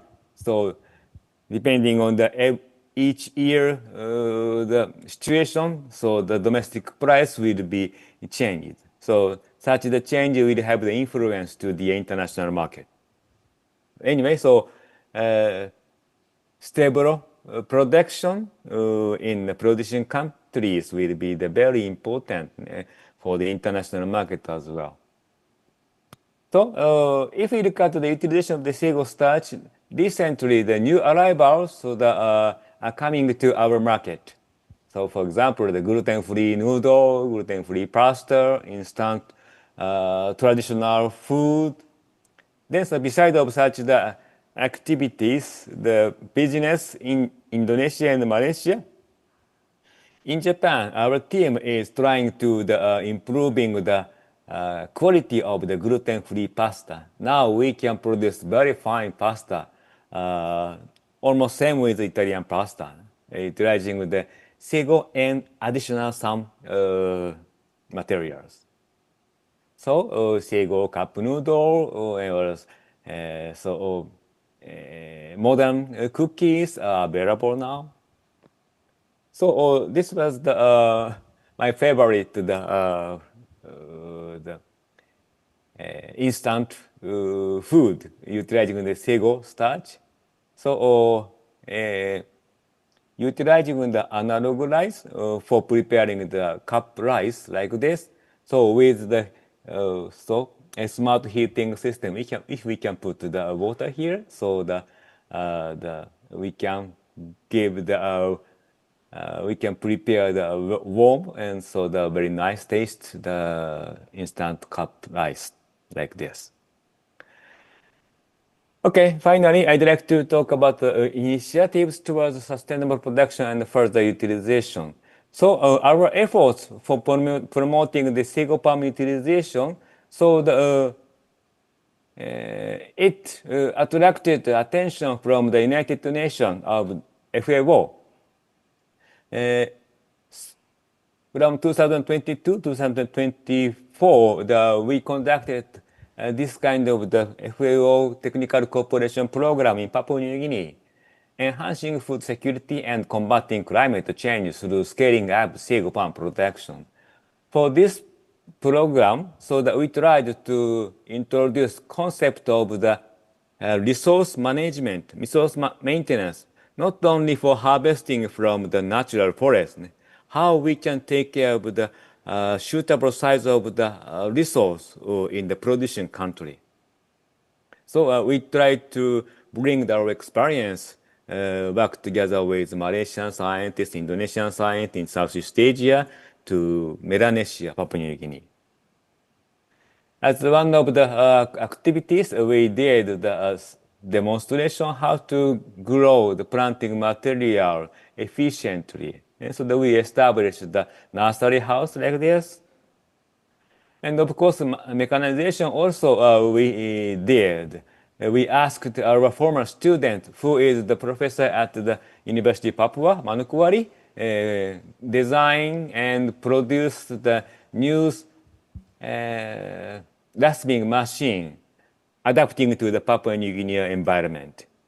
And so that we brought this kind of the machine, and so that we hand over nursery system to the Papua New Guinea officials like this. So our technology employed by the FAO, such technology was included in latest version of the technology catalog contributing to the production potential and sustainability in the Asian Monsoon region, prepared by the MAF of Japan, Ministry of Agriculture of Japan. So this catalog is available online as well. If you have the interest, please try to input the keyword technology catalog, Sago palm, like that, in the Google or some other softwares, programs. You can download this without any charge. So recently we are promoting the use from microbe inoculation as well, for getting the nitrogen or phosphorus in poor soil, because of the peat soil in Indonesia or Malaysia, so usually the nutrient status is not so high. That's why that we should think about something new for promoting the sago palm growth. Such the effort, now we are expanding to utilizing the low temperature plasma technology. So recently, so Japan, France, the US, we are very aggressive to utilize the plasma technology for the living Professor, things. You have 3 agriculture minutes. field as well. 3 minutes right now. From Okay, right now. thank you. So anyway, so the our effort, the initial effort, got the achievement to enhance the germination speeds, days until the first advantage root emergence, plant length increase, something. So in the future, we'd like to so introduce this kind of technology to our partner countries. And then, so recently Japanese, private company are utilizing to the sago starch for providing the swelling support materials or resistant starch, not only as the allergen free. Yes. So those kind of the new findings are included in our publication. I'm sorry, publication. One of them is the open access book under the Springer provision. So that please try to visit Springer website together with keyword of the sago palm. You can download all the pages of this book without any charge. I'd like to share our experience together with you, together with the participant today. Okay, thank you very much indeed for your kind attention. Thank you. That's all. Okay, please give a big applause to Professor Ehara. Ladies and gentlemen, we still have 2 more speakers. Before we move to the third speakers, I would say to thank you for your insightful, Professor Hiroshi Ehara. Hopefully we get beneficial information about sagu production and research. And we will move to the speaker number 3, the third speaker, Professor Sibel. Professor Sibel, you have time for at least 25 minutes. Professor Sibel, are you appear on the screen? Can you hear my voice? Sorry. Okay. Professor Sibel, Yes, can I you can hear see your us voice. here in the Zoom meeting, and also can you see us and hear my voice clearly? Yes, I can hear your voice and I can see you clearly. Okay. So please, Professor Sibel, time is yours. You can share Thank your you very slide. much. Selamun Aleyküm to everyone in there. Walaikum salam. We will talk about chickpea today. And as a food source, it has various health benefits. We will talk about it. And I'm starting to my presentation. Chickpea Professor, you can is share cultivated. Excuse me, you can share your slide on the screen. I shared it, but Okay, now it's appear on the screen. Okay. can you see it? Yes. Okay. You can start. Okay, thank you.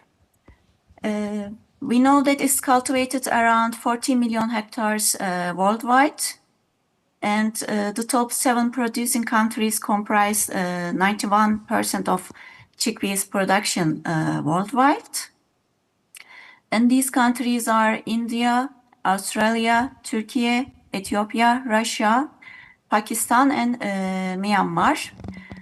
And it's a very stable legume in many cultures, and it's increasing. It has an increasing interest in plant-based diets for health and sustainability, and is valued for their for its nutritional density and versatility.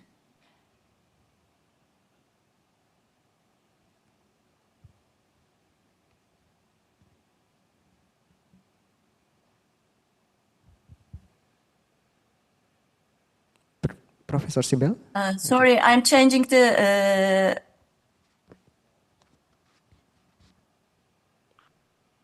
Okay. It's an annual pulse of the legume family, grown for herbaceous, pod-producing plants in areas with a semi-arid or temperate climate. We know that the origin of the chickpea is Fertile Crescent, as it was known thousands of years ago. And as you see, it's this green area. It's a Fertile Crescent. The geographic spread of this legume coincides with trading and immigration from this region to the rest of the world. It has two types. One of them is Kabuli, the other one is Desi. And the Desi type is small and dark brown and furrowed seeds, produced mainly in semi-arid climates such as Australia, Central America, East Africa, and in the Indian region. And the other one, the Kabuli type, is thought to have occurred in the Mediterranean region in more recent times compared to the desert chickpea. Is characterized by a large seed size, smooth surface, and cream color.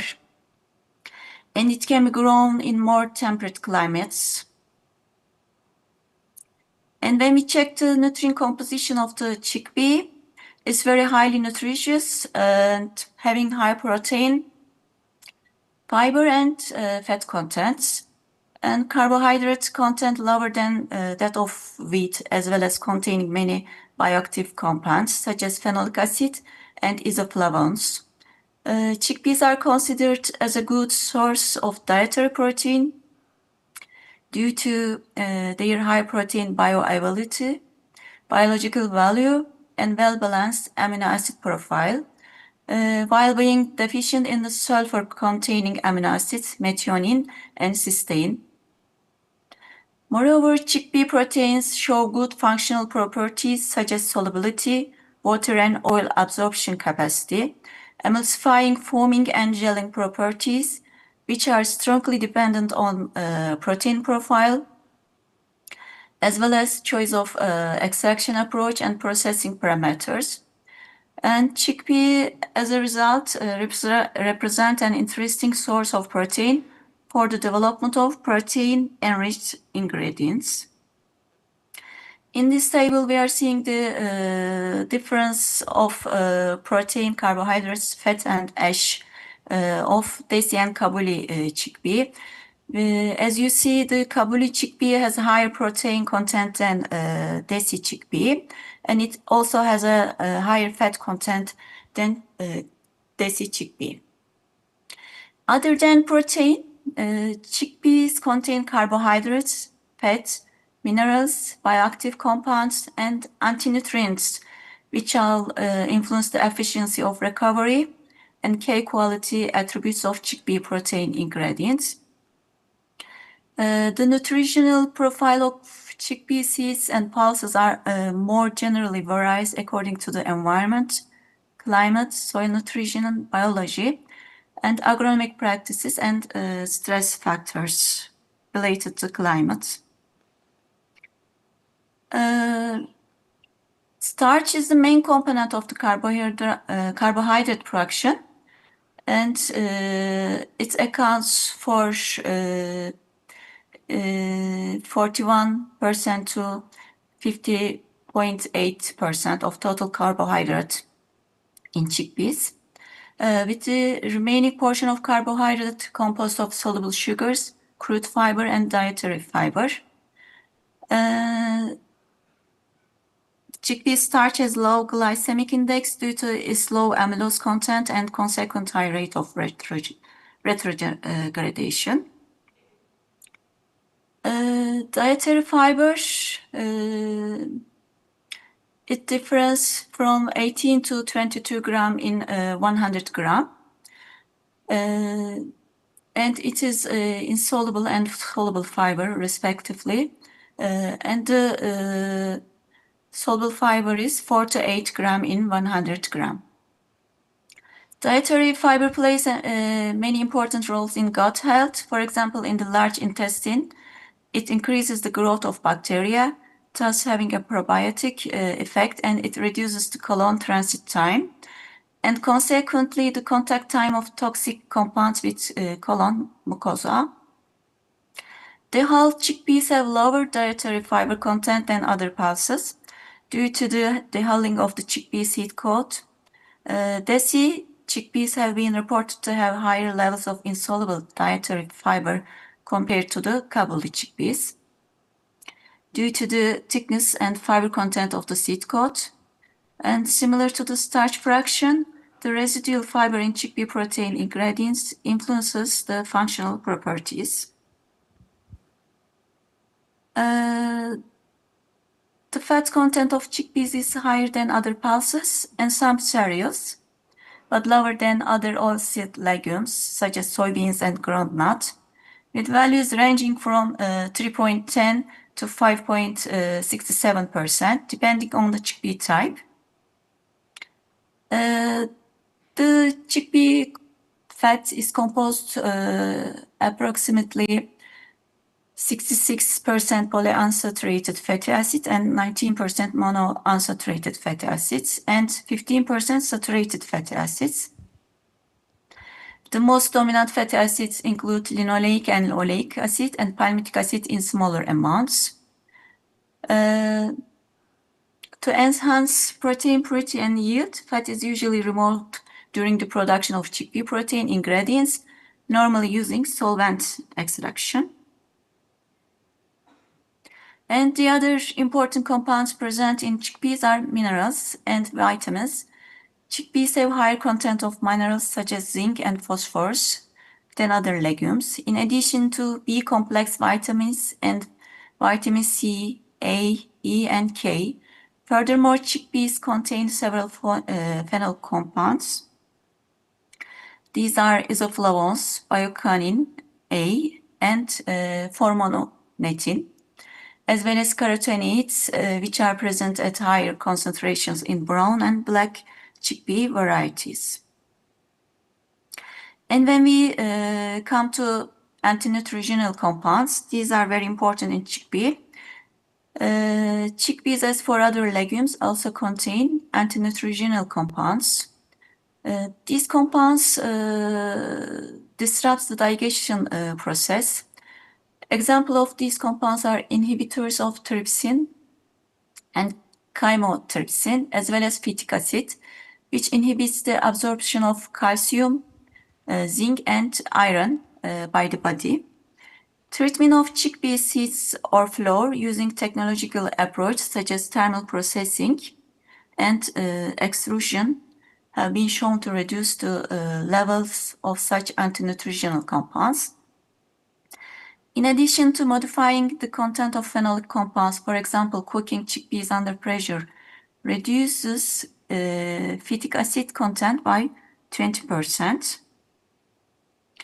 And the main antinutritional factors in chickpea, trypsin inhibitors, chymotrypsin, alpha-amylase inhibitor, omega-glutenin, phytic acid, oxalate, and tannins. And their ingredients are changing related to being desi or kabuli.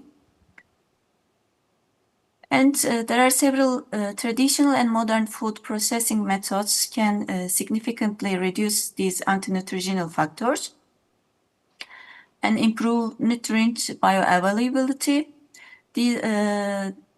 One of them is soaking. The first one it is.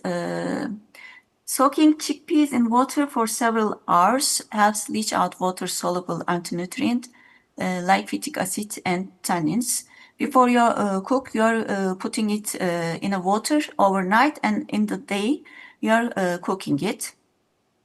And you are discarding the soaking water before cooking. And the second one is cooking, boiling pressure cooking. Heat destroys heat-sensitive antinutrients such as trypsin inhibitors and lectins. We are boiling or pressuring cooked chickpeas until soft.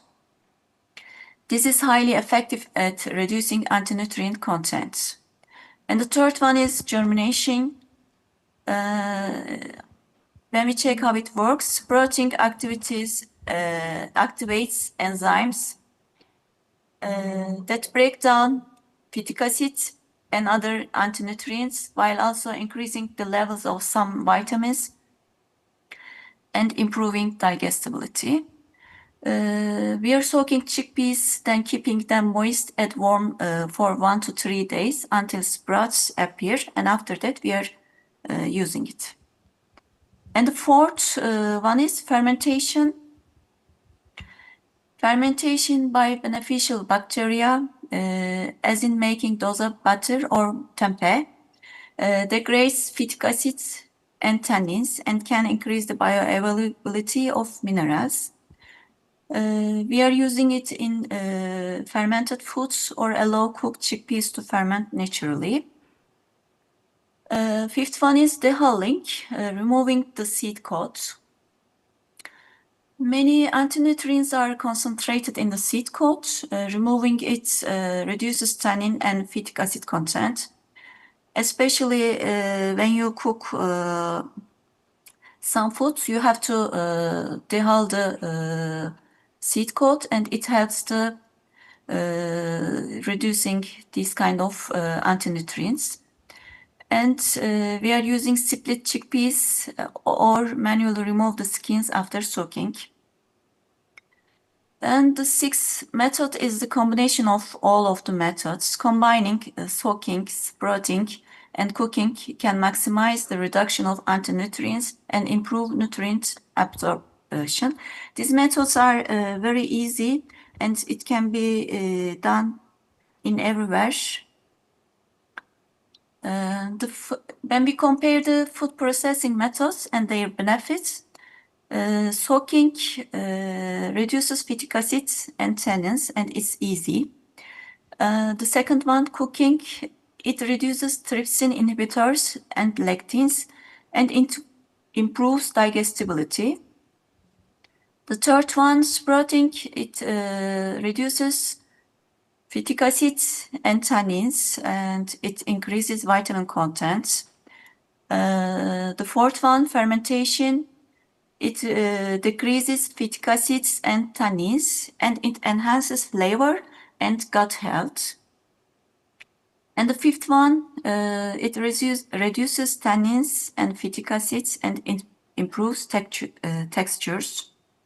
It's good for cooking. And there are some utilization and innovation in chickpea products, how we consume, you are seeing in the photos. There are some traditional dishes. Hummus is very common in Mediterranean area and also in Türkiye. Chana masala, it is very common in India, and farinata, it is very common in Italy.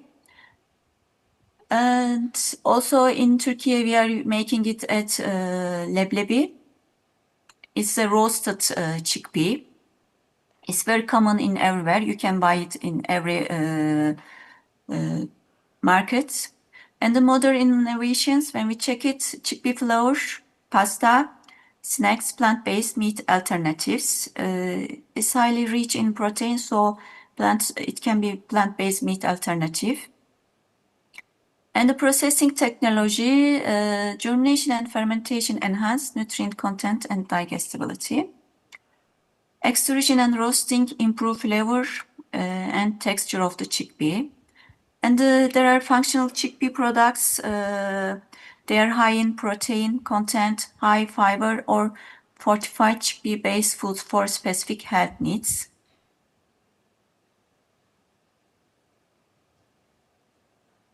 And how we can sustain the food safety and sustainability of cultivation of chickpea.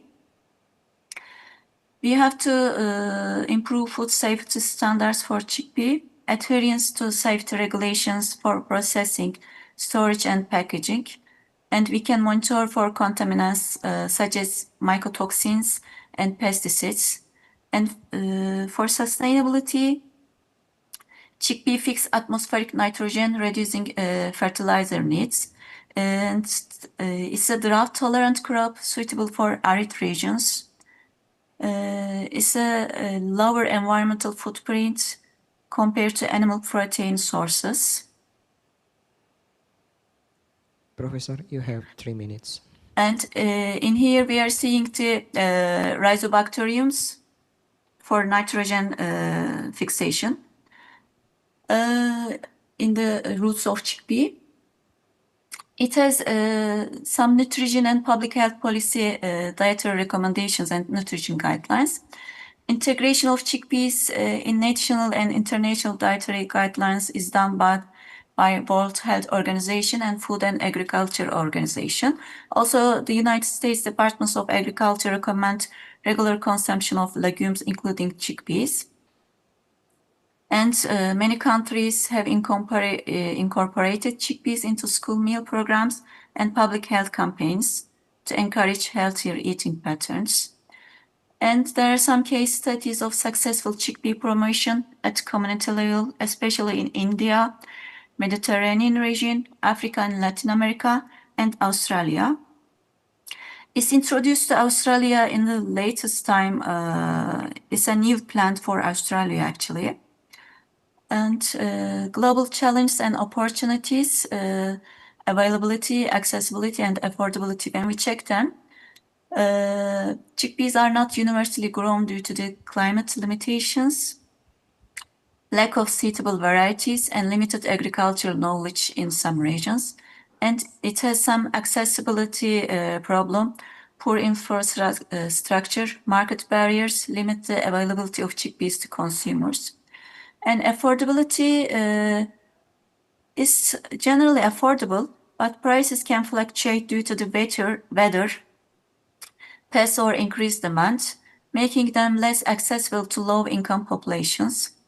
Opportunities, we have to expand chickpea cultivation in suitable climates, developing drought and disease resistance varieties, and international trade agreements and local production incentives can also play a role. How can we boost chickpea consumption? We can do nutrition education, school feeding programs, subsidies, and incentives. And we can do product innovation, new products, especially snacks, instant soups, or those kind of things. And community engagements can Professor, empower 1 minute more to chickpea cultivation. The potential of chickpea in addressing malnutrition and food security is a very high protein. It has a very high protein tool, so we can provide high quality protein, iron, zinc, folate, and other micronutrients that are often lacking in the diets of vulnerable populations. We can use it in drought-tolerant areas. We can make it affordable, and we can use it in for the reduced rates of protein, energy malnutrition, anemia, and micronutrient deficiency. And future research and development, there are some promising areas, breeding programs. We can develop new chickpea varieties, especially for pest resistance and enhanced nutritional profiles, and also with higher yields. Nutraceutical applications, investigating the use of chickpea-derived bioactive compounds in supplements and functional foods for disease prevention. Processing innovation, new processing methods can be employed. Impact studies, conducting research on the long-term effect of chickpea consumption on chronic disease risk. And policy research should be done about chickpea, improving food security and chickpea consumption.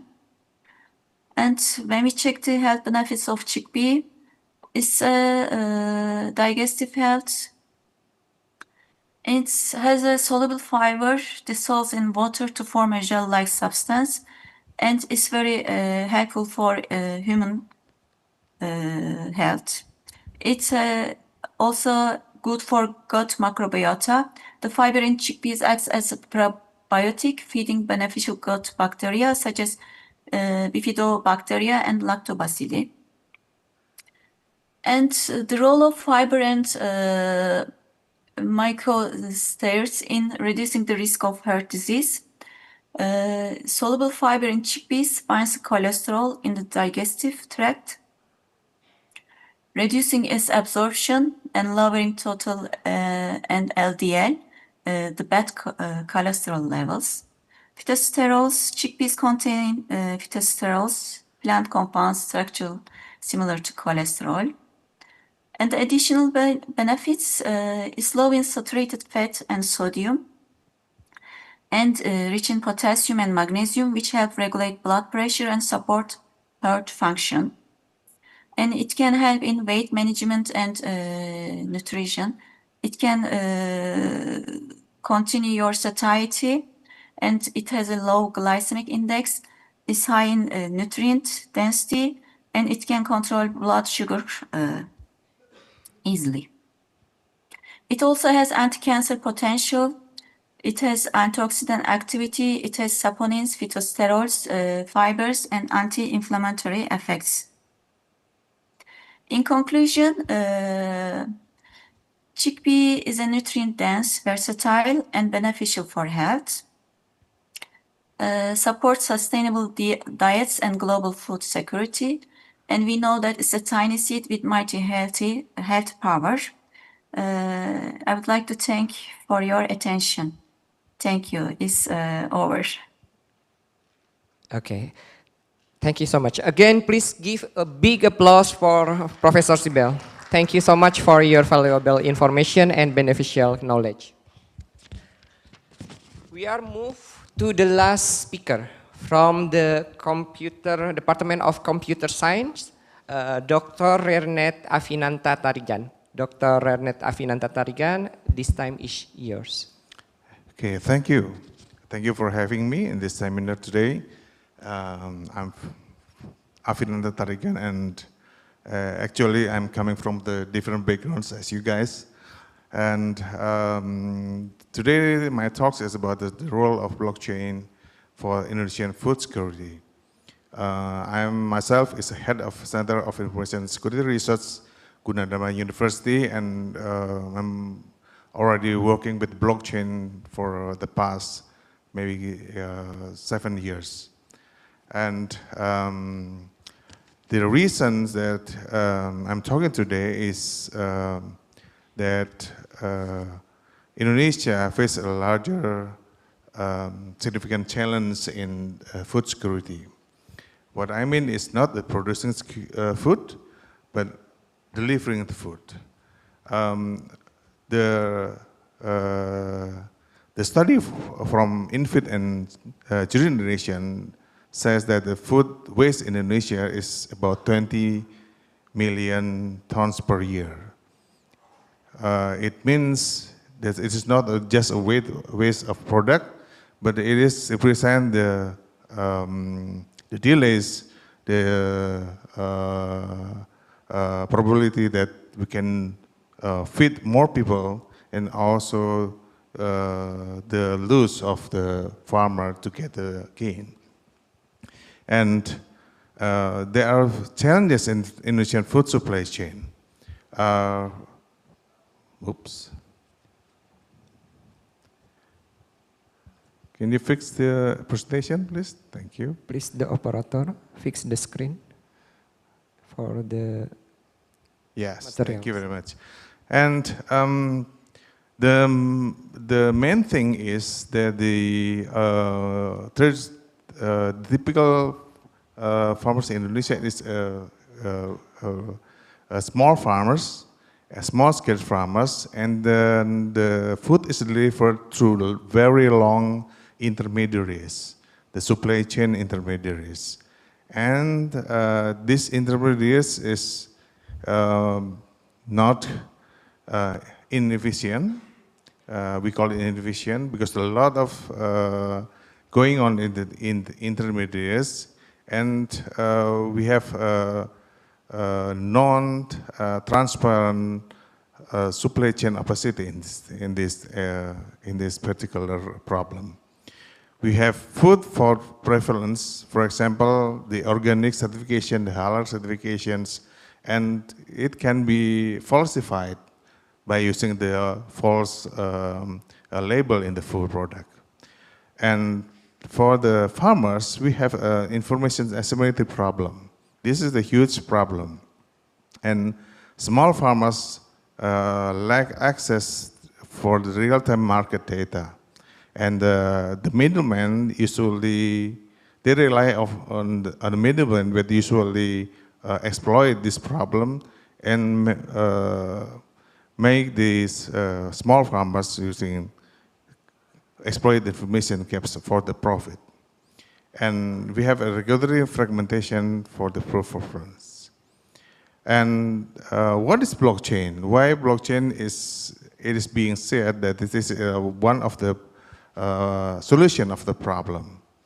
Well, the blockchain is actually a database, is a general ledger database type of technology that is distributed along the globe with over the 10,000 or maybe 12,000 nodes.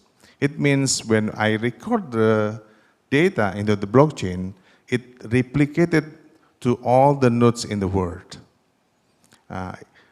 It has the technology of, for example, the cryptography, who secures the integrity of the data. So once you record the data, you cannot alter and it cannot be deleted. Well, it stays there in the network, and it is transparent for its user in the network.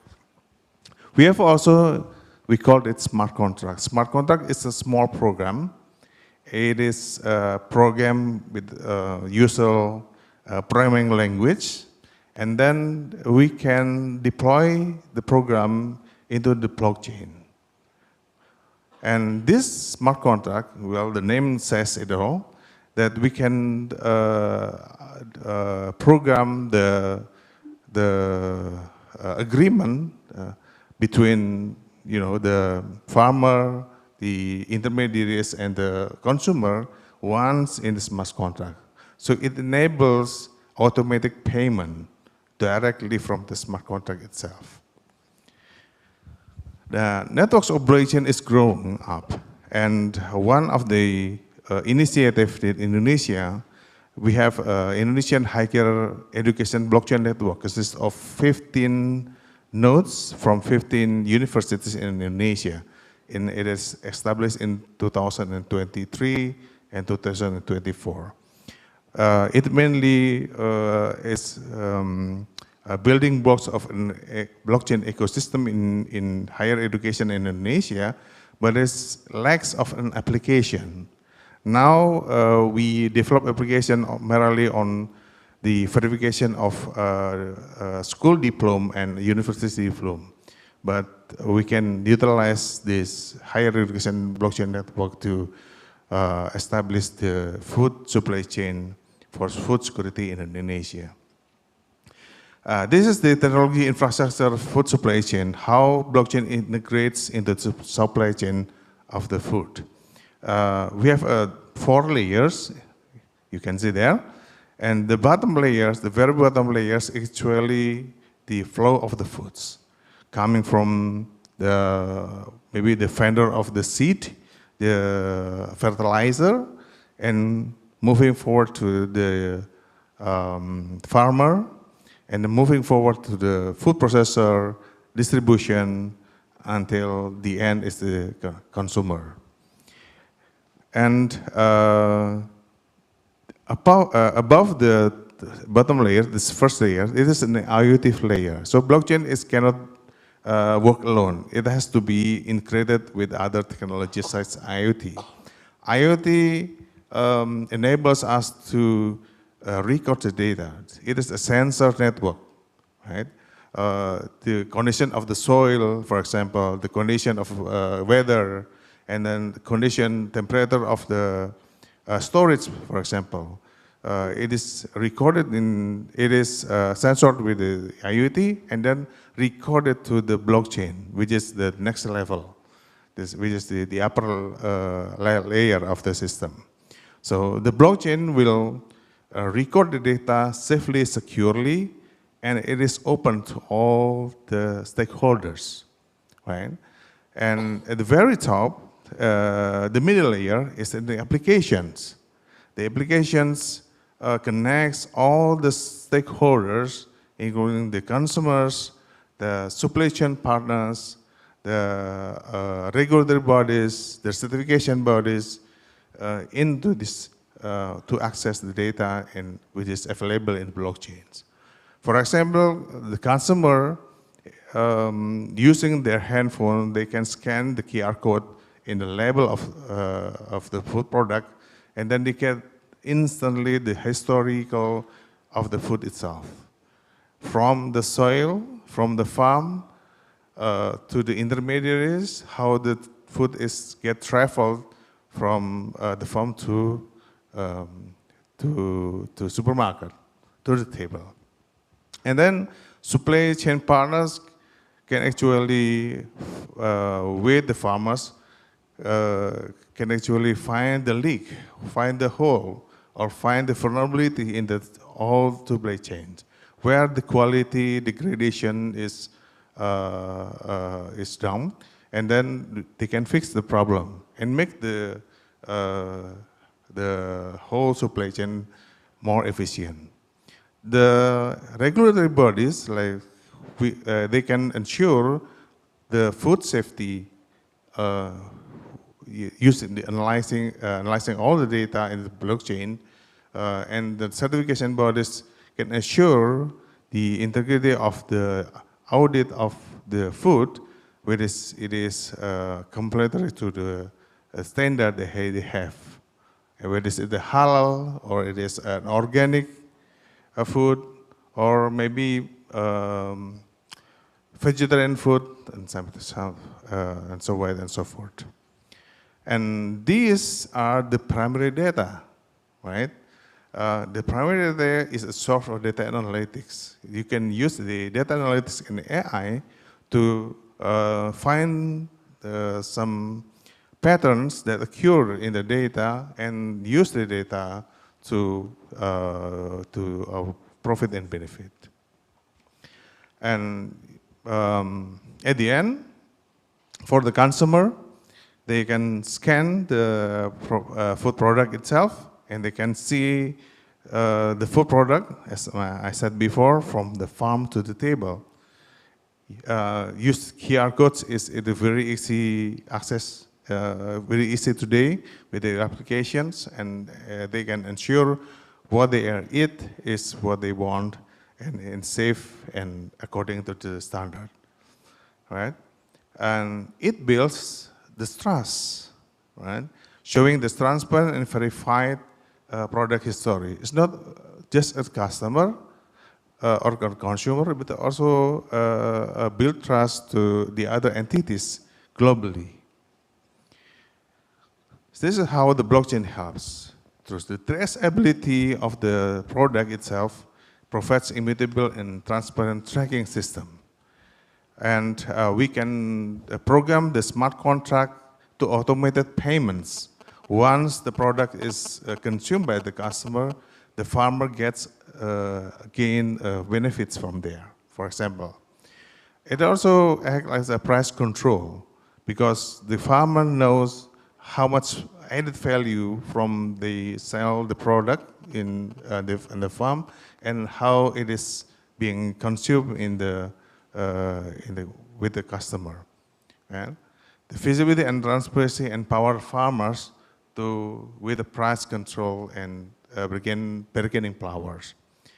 And if you find any inefficiency in the supply chain and breakthrough in the supply chain, we can shorten the supply chain so it reduces costs and also we can gain a lot of quality of the product.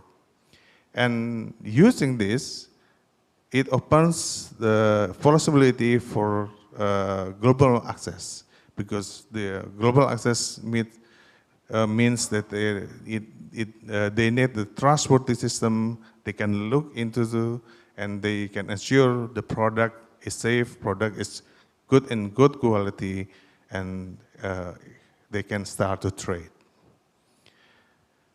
It empowering Indonesian farmers it democratizes access to the markets and information, enabling smallholder farmers to participate directly into the system in the value chains. They have real-time access, market to access. They have a transparent payment system. They have authenticity of verification that this product is coming from that farm. And they have a data ownership rights. And this will empower Indonesian farmers to gain a lot from this. And this is not a theory. This is not just a research base, because it is some being used in several countries.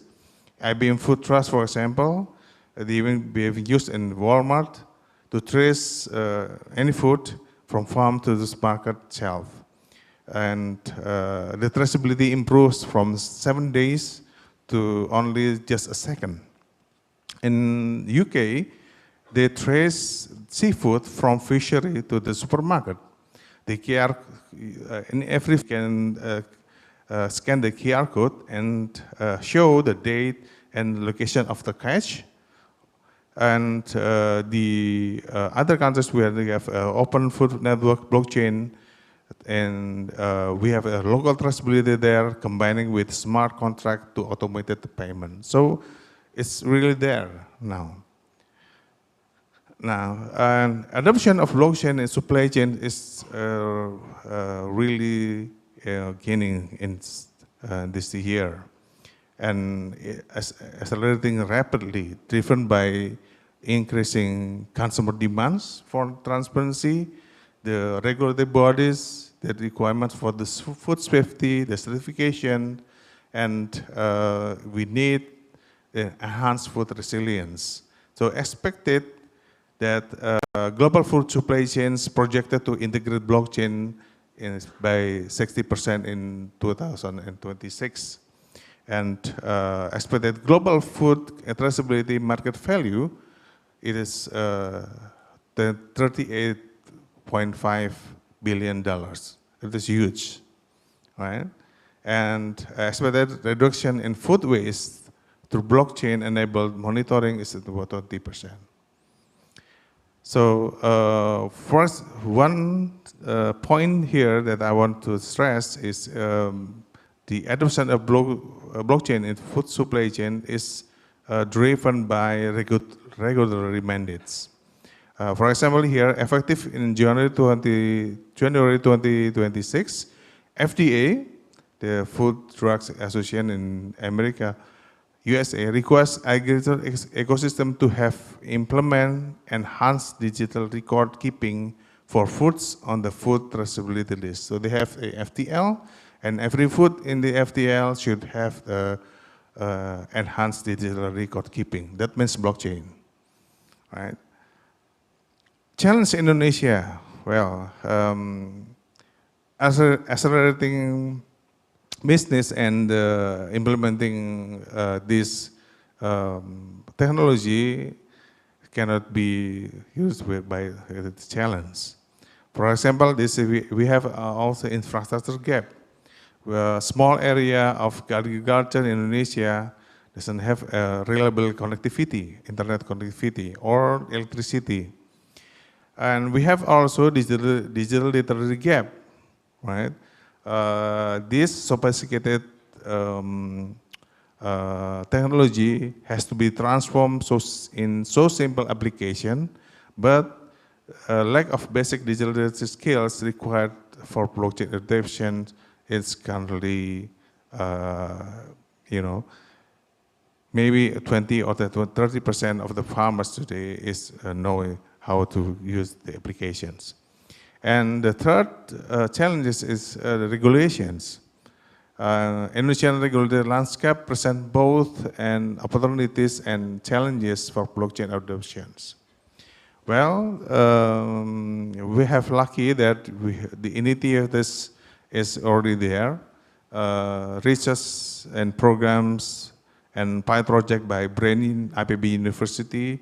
So actually they have multiple regional blockchain trials in rice, in coffee, in palm, and fisheries. And the BPGH, it is the halal certification bodies in Indonesia, in cooperation with Brain IPB University, they have a halal accreditation agency blockchain for ingredient tracking. We have also several companies like Ehara, who has implemented blockchain in this their product. And lastly, transforming Indonesian food security using blockchain, IoT, and technology. The technology is there, the resources is there, but it needs cooperation between among the stakeholders in Indonesia, the government, the private sector, the farmers, and also the academia. They need to cooperate actively and play an important role in these transformations. Because only the technology itself is just a technology. You have to cooperate to make it together. And lastly, in UG Technopark, we have technology being developed for drones and smart greenhouse and digital twins. And lastly, we're now developing the blockchain-based traceability for UG Smart Store products.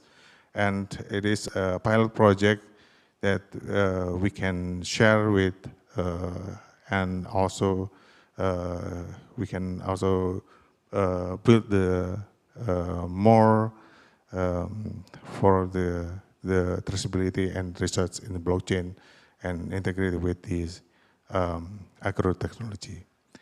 Well, thank you very much for your attention.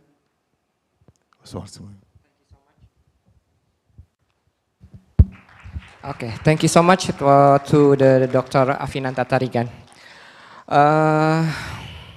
Hopefully that we get new perspective regarding role blockchain for Indonesian food security, and this technology is proving because it is helped me full when I'm studying in Turkey and I need the money and I'm convert my cryptocurrency with this technology, and it is real money that we can get from the bank account or e-wallet. And it is so much good technology for the future. Okay, we will move to take a break at the moment. Ladies and gentlemen, please stay with us and we will continue after this break.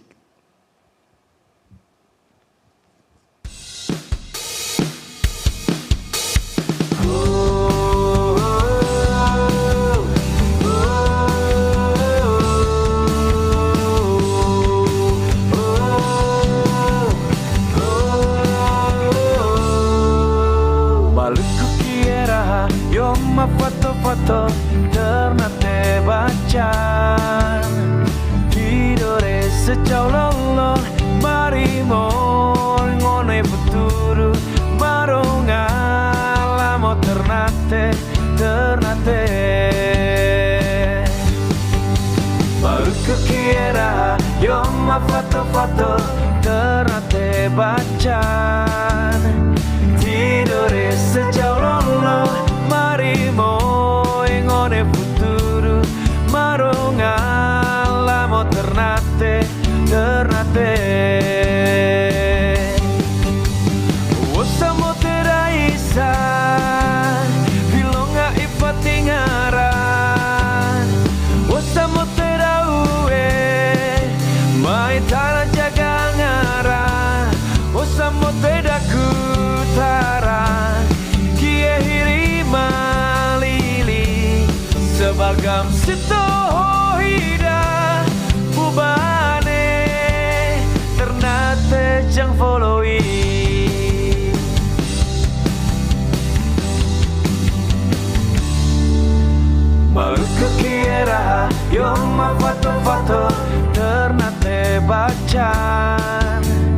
Tidore sejauh lolo mari mor ngone futuru maronga lamo ternate Usamo teraisa Bilonga ipatingara Usamo teraiye Baitara jagangara Usamo tedakutara Kia hirima lili Sebagam setoho hida Bubane Ternate yang followi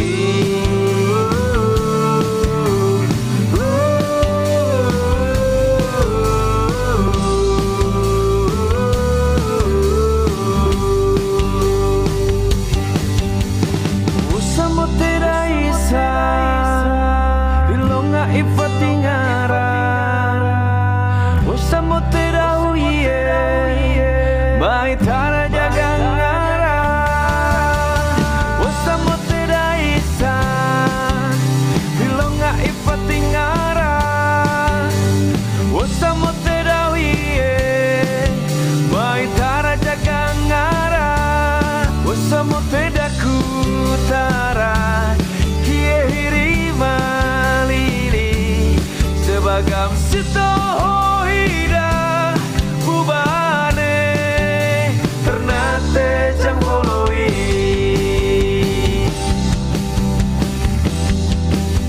Ternate jang followi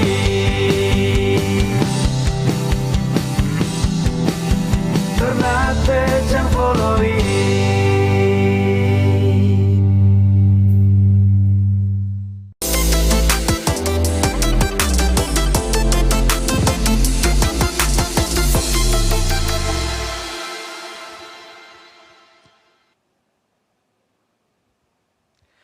Thank you so much for staying with us. We should move to the question and answer. We have participants here in this room meeting and also in the Zoom platform. But we have a limited time right now. Ladies and gentlemen, we should open this session for Q&A.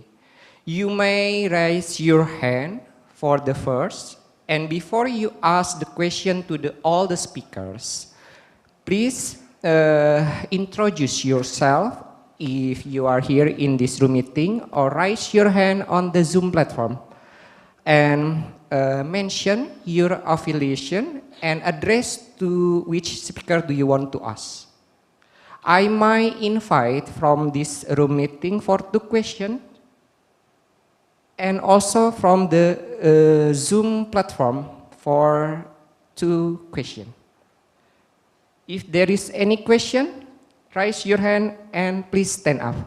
Please, 1 and 2, okay. Please mic, okay. Okay, let me introduce myself. My name is Khairul Anam Fatoni. You can call me Anam. From the final semester of agrotechnology student of Gunadarma University. This question intended for Professor Sibel. Previously, I want to thank Professor Sibel who has conveyed knowledge related to chickpea as a food source rich in nutrients and have various health benefits. Okay. My question is, based on your research, how is the adaptation potential of chickpea to a tropical climate like Indonesia? Considering the need for food diversification as a source for vegetable protein, and what is the main challenge in introducing chickpea as an alternative food in people who are used to protein sources such as soybeans or peanuts? Thank you. That is my question for Professor Sibel. Thank you. I would like to thank you for your question. Actually, it's a very good question because in this... Please show the Professor Sibel screen, okay. Continue, Professor. Yeah, in this changing climate time, it's a very good question. it has a problem with germination actually. After 24 degrees, it has a problem with germination. It germinates in minimum 3 degrees Celsius. So it can be produced, but maybe in the higher parts of the Indonesia. I have no idea actually. Indonesia climate is my fault. Sorry, but if you want to grow chickpea, you can grow in the higher parts of the Indonesia because it's a little bit suitable for it. And as a vegetable, you can grow it as a vegetable because we are also eating it as a green plant before it is maturated. And also you can consume it as a dry seed. Okay, thank you so much. Okay. It is enough, Professor, for your answer? Yes. Okay, thank you so much for... Is it clear? Yes, Khairul Anam, it is clear for you for the answer from the Professor Sibel? Yeah, thank you for the answer from Professor Sibel. I think it is clearly. It is clear, Professor. Thank you so much. We will, okay. Please give applause to the Professor and Khairul Anam. And the second question, please introduce yourself and ask your question addressed to which speaker. Okay, first, thanks for this opportunity. Let me introduce myself. My name is Rafiq Azhar. I am final year student at Agrotechnology program study at Gunadarma University. I would like to ask Prof. Munif a question. At the point 1, in your opinion, what is the potential of marginal land in Indonesia to support soybean expansion? And what are the most crucial challenges in utilizing it? And point 2, what forms of policy support, incentives, or government programs are needed to encourage farmers to cultivate soybeans sustainability on marginal land? Thank you. Thank you for your question, and please answer, Professor Munif. Rafiq Azhar. Okay. The marginal land in Indonesia is very many area. If we plant in Java Island, it is problem because the Java Island is alternative to use of the industrial, and so we must look for to the marginal land. The marginal land is the problem, the soil with low fertility. Example of dry land with has aluminium and low pH, and maybe to the lowland with high salinity, and in the same we doing conducting in the tidal swamp area.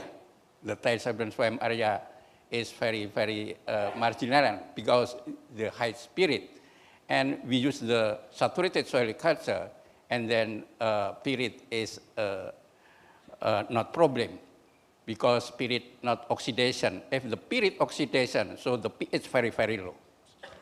We use the saturated technology. We give irrigation from planting until harvested time. So the condition is low oxidation, and then pH increase, and increase of the pH availability, increase of magnesium, and increase of nutrient uptake. How the policy of government, Indonesian give more added for the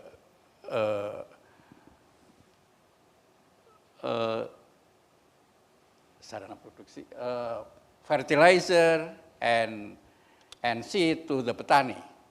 But this problem in this condition, zero tax for the import. It is problem. Okay, thank you. Rafiq, Yes. it is clear the answer from the Professor Munif about Yes. the policy and potential marginal line in Indonesia. It is clear. Thank you, Prof. Okay, thank you so much, and give a big applause to Professor and also to the Rafiq. If there is any question from the Zoom platform for all my friends from Türkiye, from Niger, from China, and also from UK, you can also from Indonesia. If you have any question from the Zoom platform, please raise your hand and mention which speaker you want to ask and address your affiliation. For two speaker, do you have any question?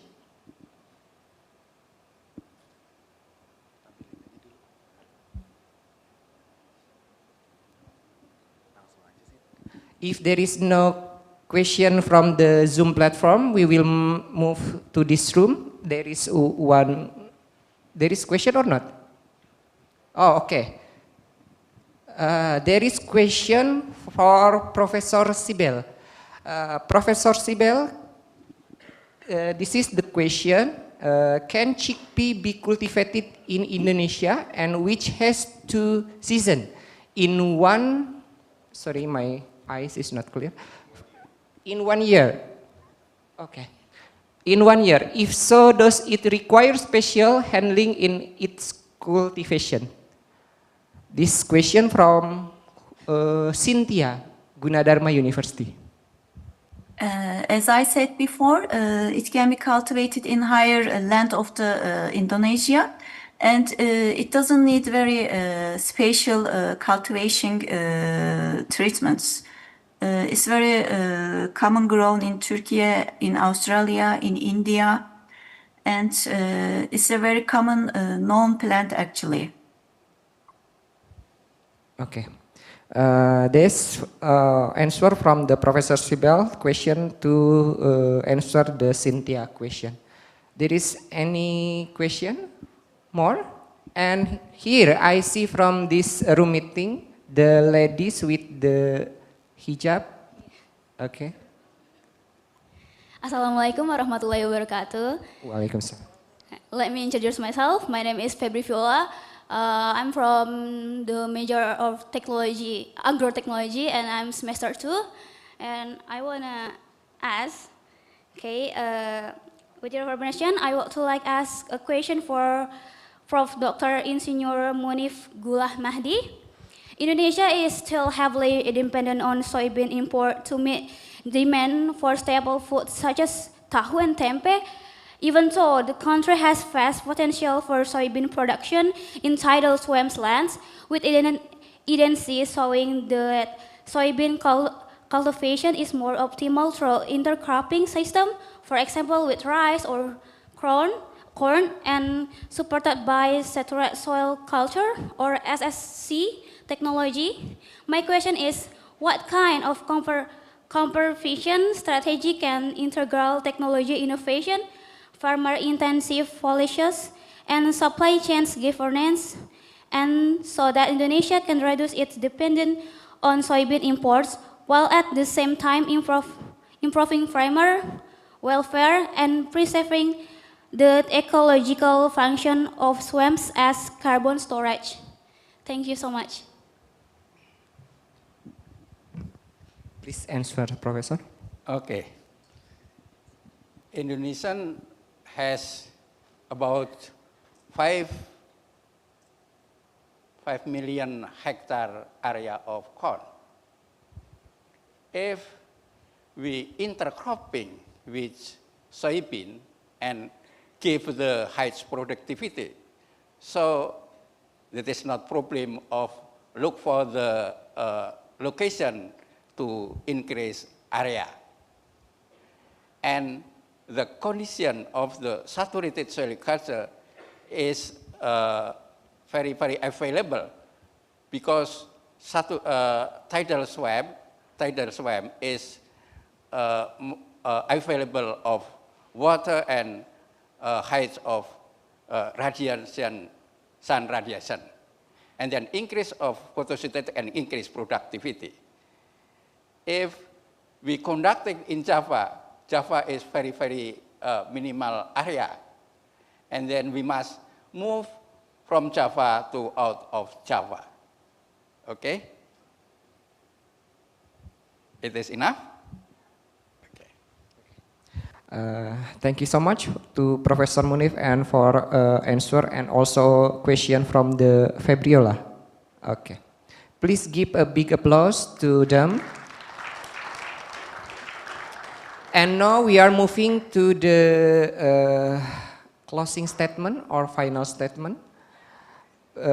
Please, to all the speakers in this room meeting, and also from the Zoom platform, Professor Ehara and Professor Sibel, to give a final statement. For the first is Professor Munif Ghulamahdi from IPB University.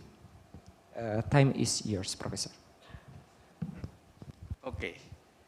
If Indonesian hope to self-sufficiency of food crop for soybean, we make collaboration to the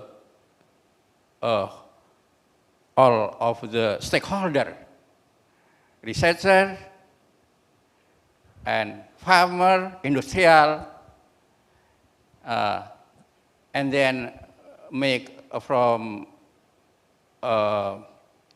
utilization and impact to the increasing of income to the farmer. Thank you.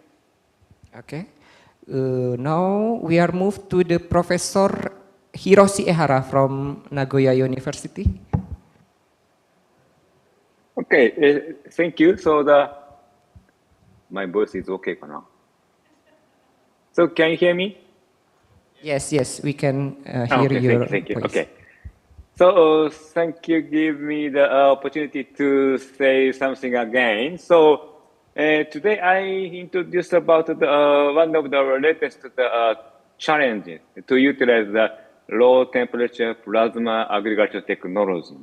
So not only for Sago, of course, for the rice or the beans, peas, and so sugarcane. So for the some kind of the food crop, industrial crop.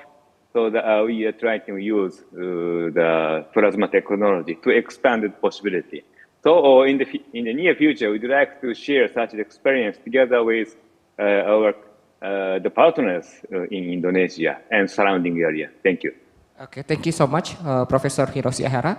And then we will move to Professor Sibel for the closing remarks or final statement. Professor Sibel. I would like to thank you all for this cooperation, especially for this presentation about Chickpea. And I would like to say that if anyone has any other question, they can send me a mail to my university address, and I can easily answer them. Thank you for your attention. And then the last for Dr. Avinanta Tarigan. Okay, thank you. The whole food security is not about merely on the productions, but also on the distributions. And we have technology to watch out the distribution and make this more securely, more efficiently, and as before. And that means the whole ecosystem needs a cooperation between the government, the private sector, the researcher like us, and the farmer as a main stakeholder in this ecosystem. That's my closing remarks. Okay, thank you so much.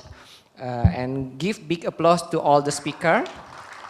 And now my turn. My closing remark is we hope this seminar can spread not only knowledge sharing, but also starting for the future collaboration related to this research and the topic. To the organizing committee, thank you so much for giving me experience to lead as a moderator and this great event, and have a good time and nice day to see you all. Thank you so much.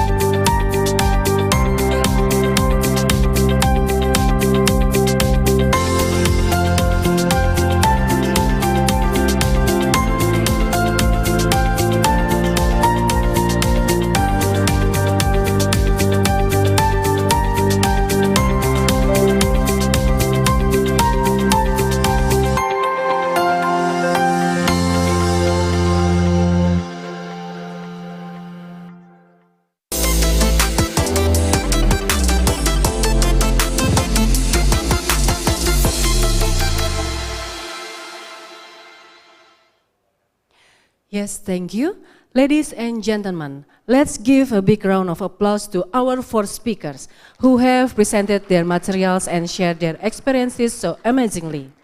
Hopefully what was presented will increase our knowledge and insight. We truly appreciate the wonderful discussion. Hopefully what was presented will increase our knowledge and insight in today's seminar. And the speakers and moderator, please join to the front of the stage.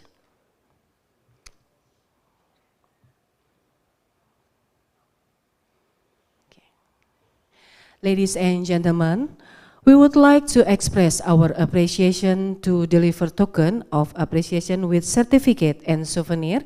We would like to invite Dr. Budiman to deliver token of appreciation to the first one, Professor Dr. Insinyur Munif Ghulamahdi MS, Department of Agronomy and Horticulture, IPB University, Indonesia.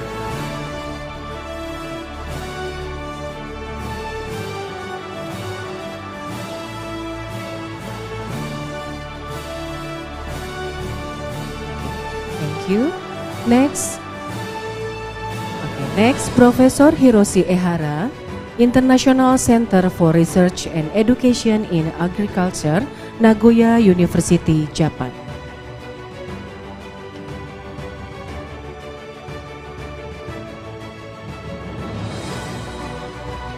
Thank you.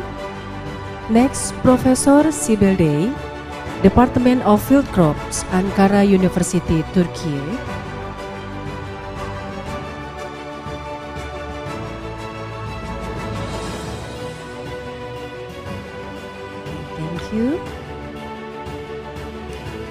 Next, Dr. rer.nat Avinanta Tarigan, Lecturer and Researcher, Universitas Gunadarma, Indonesia.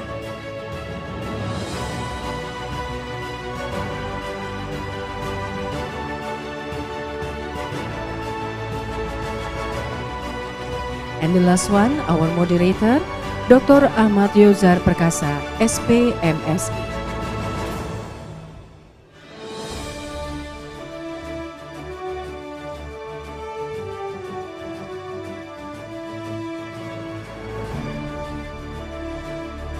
And now for our distinguished guests, please join us at the front for a group photo.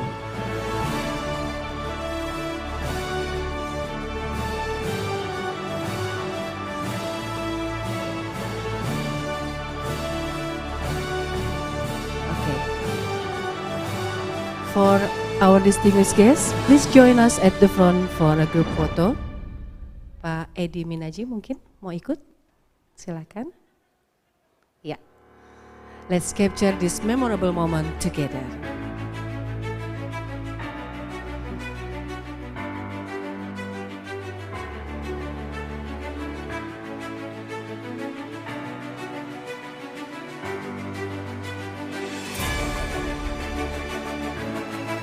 Okay. Boleh pakai gaya Bapak.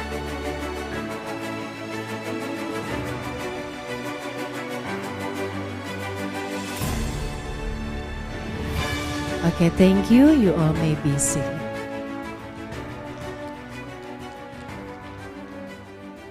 Okay. Excellencies, distinguished guests, ladies and gentlemen, the last agenda marks the end of our event today.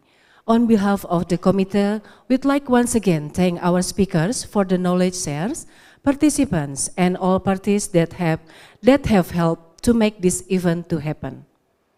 We would like to apologize for any shortcoming during the event. We will continuously improve our quality. And lastly, please accept our goodbye by another pantun in bahasa Indonesia. Air mengalir di antara batu, menyapa desa hingga ke kota. Seminar internasional kini berakhir tak terlupa. Universitas Gunadarma menunggu di pertemuan berikutnya. Wassalamualaikum warahmatullahi wabarakatuh.